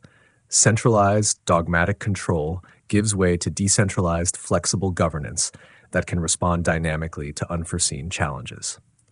The emergence of epistemocracy is not merely a philosophical ideal, but a practical necessity in our interconnected, fast-changing world. Globalization, technological innovation, and complex social dynamics mean that decisions have far-reaching and often unpredictable consequences. The old certainties no longer hold. Power must therefore be exercised through knowledge that is nuanced, humble, and continuously evolving. This shift also requires new tools and institutions designed to support epistemocratic governance. These include improved data collection and analysis methods, mechanisms for incorporating dissenting opinions, and systems for rapid feedback and learning. Importantly, these institutions must be resilient to political and social pressures that favor simplicity and certainty over complexity and nuance. Epistemocracy also changes how we handle failure. Rather than punishing mistakes harshly or denying them, it encourages learning from errors and integrating those lessons into future decisions. Failure becomes a source of knowledge rather than stigma. In embracing epistemocracy, societies recognize that the pursuit of absolute certainty is futile and dangerous. Instead, they commit to a disciplined process of inquiry, open-mindedness, and resilience building. This approach does not promise easy answers or complete safety, but offers the best path to navigate a world rife with black swans. Ultimately, epistemocracy is a call to govern ourselves and our institutions with intellectual honesty, strategic humility, and a readiness to adapt. It is about acknowledging that knowledge is provisional, power is conditional, and the future is unknowable. Those who master this rule of knowledge will be best equipped to survive and thrive amid the uncertainty that defines our age.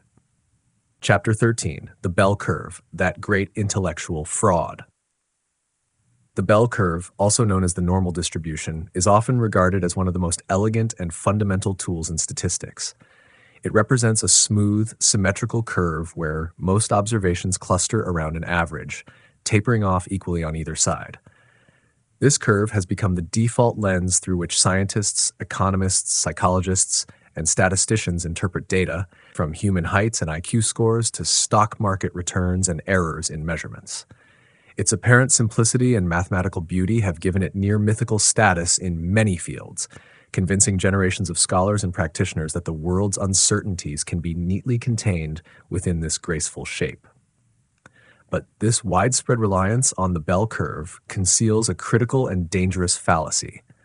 The bell curve is, in many domains, a profoundly misleading model that fails to capture the true nature of reality, especially when it comes to rare, high-impact events, or black swans. The central assumption of the bell curve is that most outcomes lie close to the mean and that extreme deviations are so improbable they can be safely ignored. This assumption implies that risk is manageable and that systems behave in a predictable, stable manner. Reality, however, tells a different story. In almost every field concerned with complex, interconnected systems, financial markets, economics, natural disasters, social movements, technological innovation, the distribution of outcomes does not follow a neat bell curve. Instead, it follows what statisticians call fat-tailed or power law distributions. In these distributions, extreme events are not just possible, but occur far more frequently than the bell curve predicts. Moreover, these extremes have outsized impacts that shape history, economies, and societies. This mismatch between the bell curve and reality has not just been a theoretical oversight, but an intellectual fraud, a widespread and costly error perpetuated by the comfort, convenience, and mathematical elegance of the normal distribution. This fraud is intellectual because it rests on an implicit, often unexamined belief that the bell curve is a universal truth, when in fact it is a flawed approximation. The damage caused by this error is profound. Financial crises, economic collapses, failed policies, and misguided scientific conclusions have all been fueled by an over-reliance on this misleading model. Consider the financial industry, where risk models based on the bell curve have dominated for decades. These models assume that asset returns behave like bell curves, with extreme losses being almost impossibly rare. The 1987 stock market crash, which saw the Dow Jones plunge dramatically in a single day, was dismissed as a 1-in-1,000-year event, according to these models. Yet similar or worse crashes have occurred repeatedly since then. The 2008 financial crisis again exposed the fatal flaws of these models, revealing that catastrophic tail risks were not anomalies but baked into the system. Why has this intellectual fraud persisted for so long? Partly because the bell curve is mathematically convenient. Its properties allow for straightforward calculations, statistical inference, and hypothesis testing, fitting well into traditional curricula and software tools. It offers a seductive promise of order, predictability, and control, qualities highly desirable in managing uncertainty. Challenging the bell curve means confronting messiness, ambiguity, and a world that resists simplification. But more fundamentally, the persistence of the bell curve reflects deep psychological and institutional biases. Humans prefer stories of stability and normality because they reduce anxiety and simplify decision-making. Institutions, businesses, and governments favor models that deliver certainty and reassuring predictions, even if those predictions are flawed. Experts and academics often build careers around these frameworks, making it difficult to challenge entrenched paradigms. To break free from the great intellectual fraud of the bell curve, we must embrace a radical shift in how we understand statistics, risk, and uncertainty.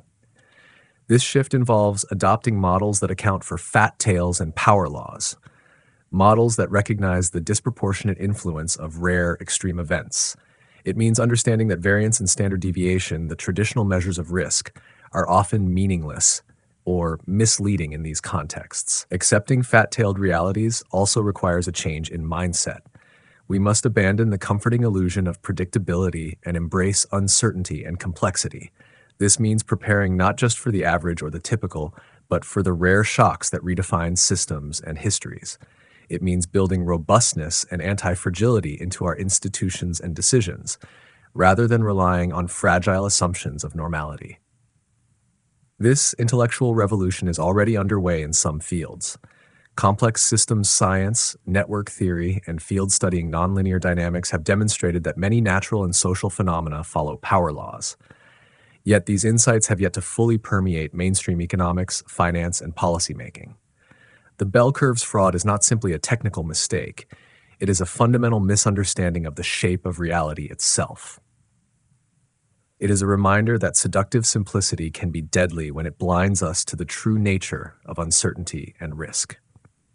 To navigate a world ruled by black swans, we must abandon the bell curve's false promises and adopt a worldview that accepts unpredictability, irregularity, and the outsized role of extreme events.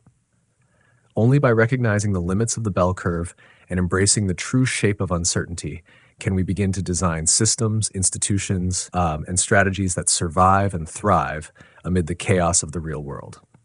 The bell curve is not just an intellectual error. It is an invitation to rethink how we understand knowledge, risk, and the future itself. Chapter 14.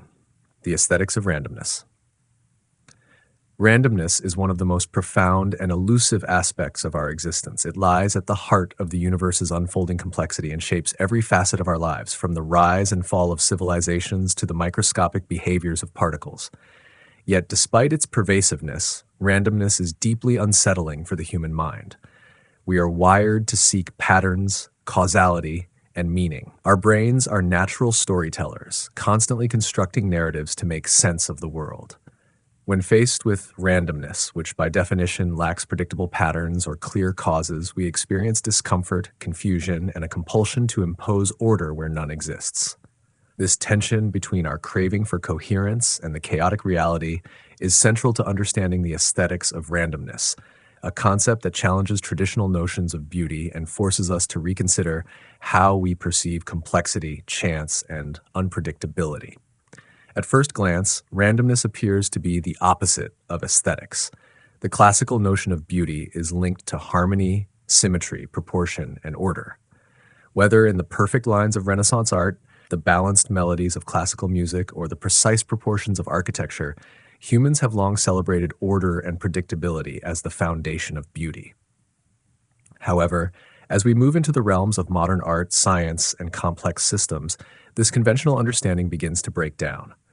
Randomness, chaos, and irregularity emerge not as flaws or failures, but as sources of surprising and profound beauty. Take, for instance, the work of abstract expressionist painters like Jackson Pollock. His drip paintings, initially dismissed by some as mere splatters of paint, reveal upon closer examination a complex interplay of chance and intention. The patterns formed by the seemingly random splashes and drips create a dynamic tension and rhythm that captivate the eye and evoke emotional responses. This embrace of randomness in art reflects a deeper recognition that beauty can arise from disorder and unpredictability, that the interplay of chance and control generates complexity and richness beyond the neat boundaries of traditional composition. Nature offers even more compelling illustrations of the aesthetics of randomness. The jagged, fractal geometry of coastlines, the branching of trees, the formation of snowflakes, and the meandering of rivers all emerge from random processes interacting with natural constraints. These structures are neither wholly ordered nor chaotic, but possess an intricate balance of both. Fractals, mathematical objects that exhibit self-similarity across scales, embody this blend perfectly. Their infinite complexity arises from simple, random, iterative processes.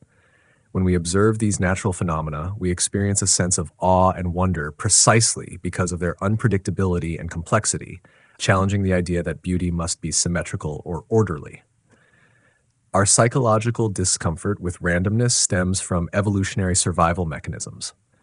Detecting cause and effect quickly in our environment was essential for survival, predicting when a predator might strike or when a fruit would ripen.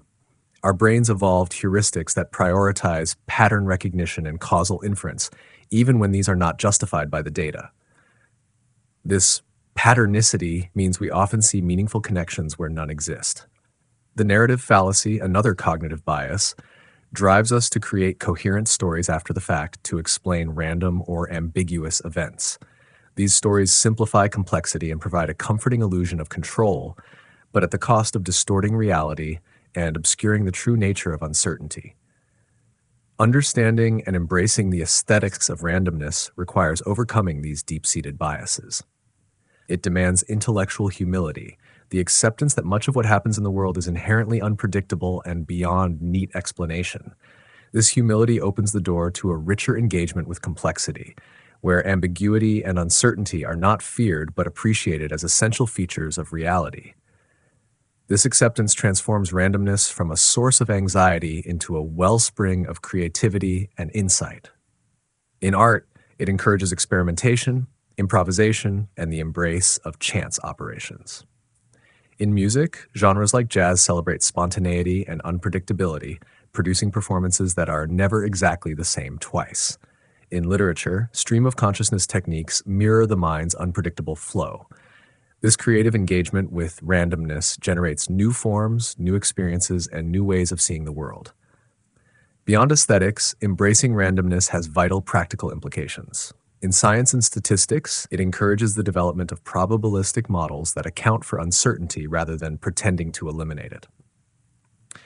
In finance, it fosters risk management strategies focused on robustness and optionality rather than fragile reliance on precise forecasts.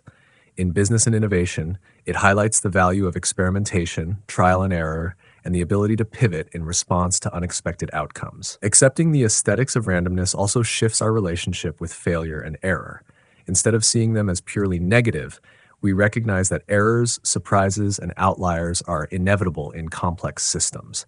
They provide crucial information, opportunities for learning, and catalysts for change. This perspective encourages resilience, the capacity to absorb shocks, adapt, and grow stronger amid disorder. On a broader scale, appreciating randomness fosters a more nuanced worldview.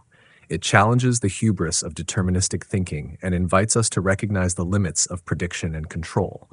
It aligns with the realities of a world shaped by black swans, rare, impactful events that defy expectations and rewrite history.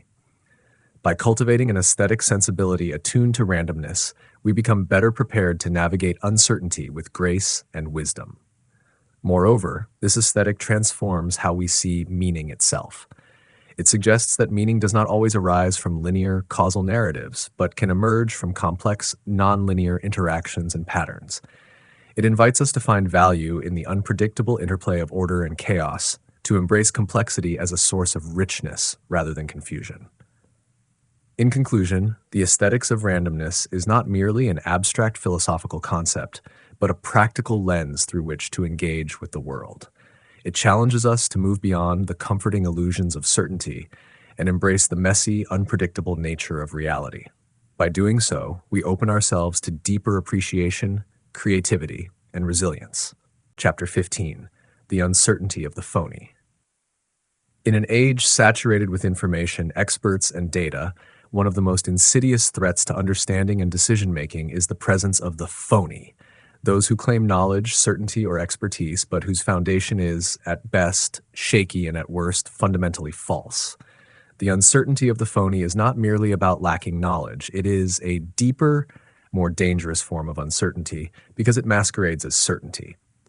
The phony presents itself with confidence and authority, convincing others that it offers solid ground when in reality it rests on illusions, oversimplifications, and ignored complexities. This chapter explores how the phony arises, why it is so pervasive, and why its uncertainty poses a significant challenge to individuals, institutions, and societies trying to navigate a world dominated by complexity and black swan events.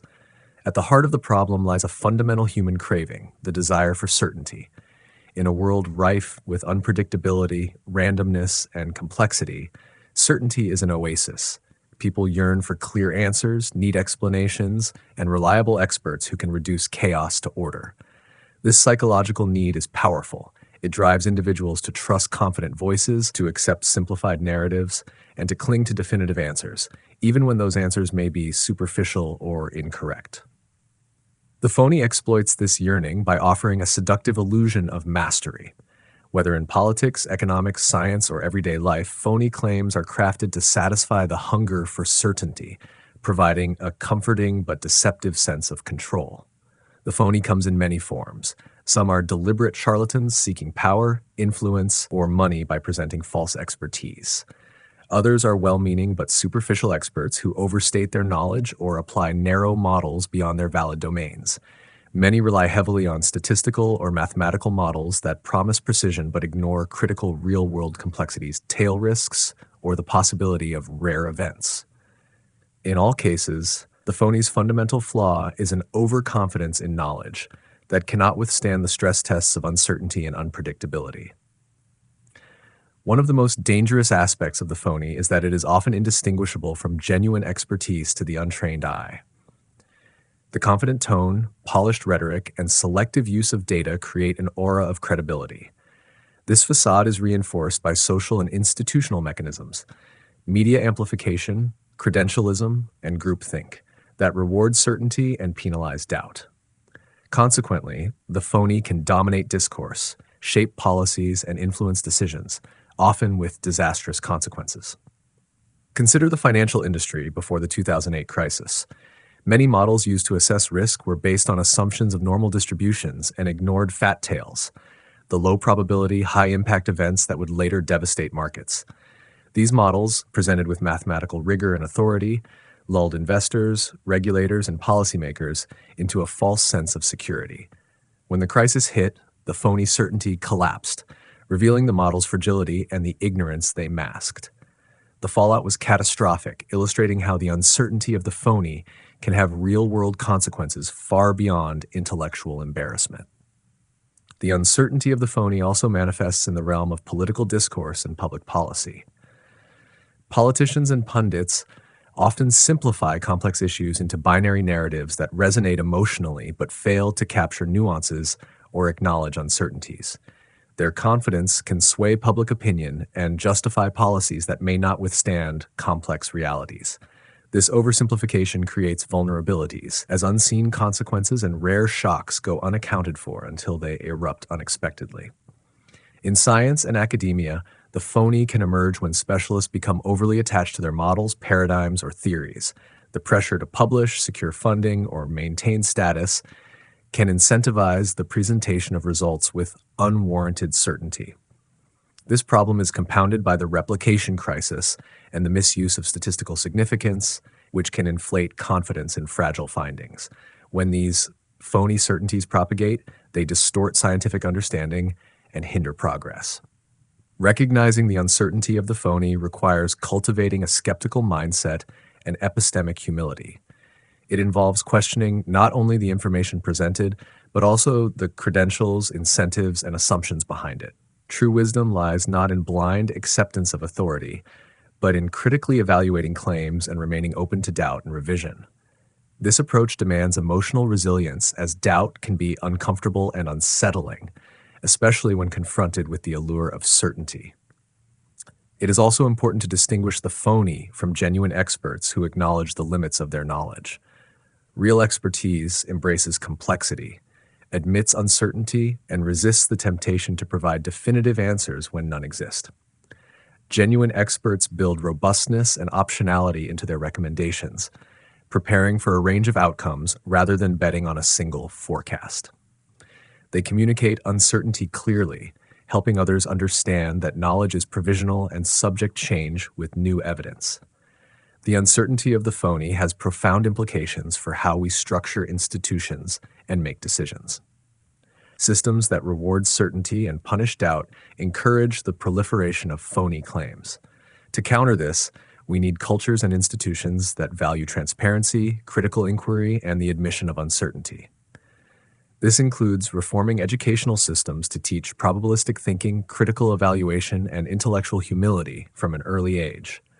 Moreover, the media and public discourse must evolve to embrace nuance and resist the oversimplification that enables phoniness. This requires educating consumers of information to recognize cognitive biases, understand the provisional nature of knowledge, and appreciate complexity. Only then can societies build resilience against the seductive but dangerous allure of phony certainty. In personal life, being aware of the uncertainty of the phony helps individuals navigate the overwhelming flow of information, marketing claims, and advice. It fosters healthy skepticism toward grand promises and simplistic solutions. It encourages individuals to seek diverse perspectives, question received wisdom, and prepare for the unpredictable rather than assume a stable, controllable future. Ultimately, the uncertainty of the phony reminds us that certainty itself is rare and often illusory. True knowledge involves recognizing what we do not know, understanding the limits of our models and theories, and preparing for the unexpected. By rejecting phony certainties and embracing genuine uncertainty, we build intellectual resilience and create a foundation better suited to face the complex, chaotic realities of the modern world. In a universe dominated by black swans, the phony is a dangerous distraction, a siren song tempting us to settle for easy answers and false security. The antidote is humility, skepticism, and a commitment to truth over comfort. Only by embracing the uncertainty of what we do not know can we hope to navigate the unpredictable future with wisdom and grace. Chapter 16: The Black Swan of Cairo. The Black Swan of Cairo symbolizes the profound and unexpected events that arise from unlikely origins, altering history in ways that defy prediction.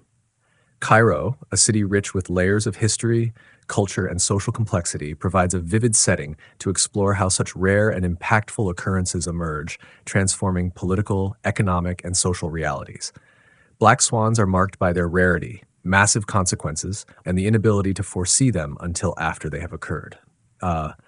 Cairo exemplifies a complex environment where numerous variables, diverse populations, volatile political systems, economic disparities, and simmering social tensions interact beneath the surface. It is precisely in such intricate settings that black swans are most likely to emerge. Throughout history, Cairo has been witness to sudden, dramatic upheavals born from seemingly minor or localized incidents that triggered vast changes, often blindsiding experts and decision-makers.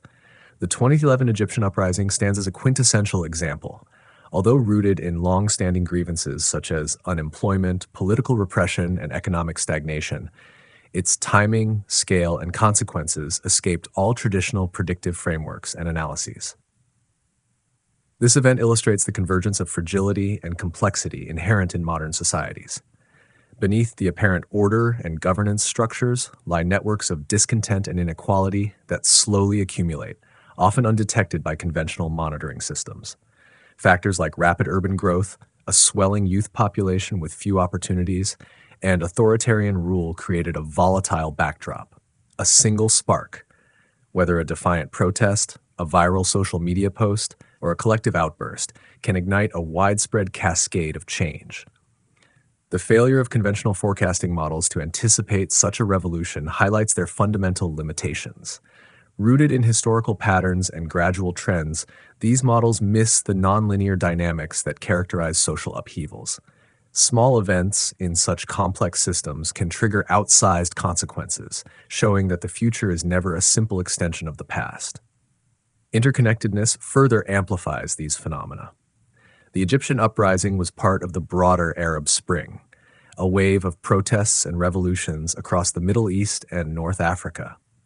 Shared grievances and the rapid dissemination of information through digital platforms linked to these uprisings, demonstrating how local shocks can spread and magnify into regional or global transformations. This interconnectedness challenges the assumption that major shocks can be isolated or contained. Societal responses to such shocks often begin with denial, oversimplification, or attempts to force events into familiar narratives. The complexity and multi-layered causes remain hidden until after the fact.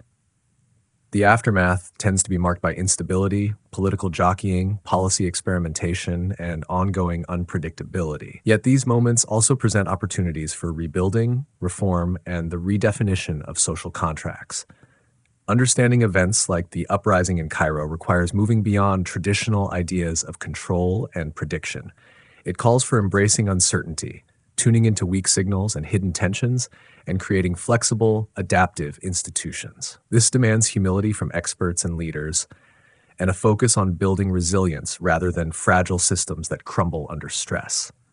This story serves as a stark warning against complacency and overconfidence in steady progress.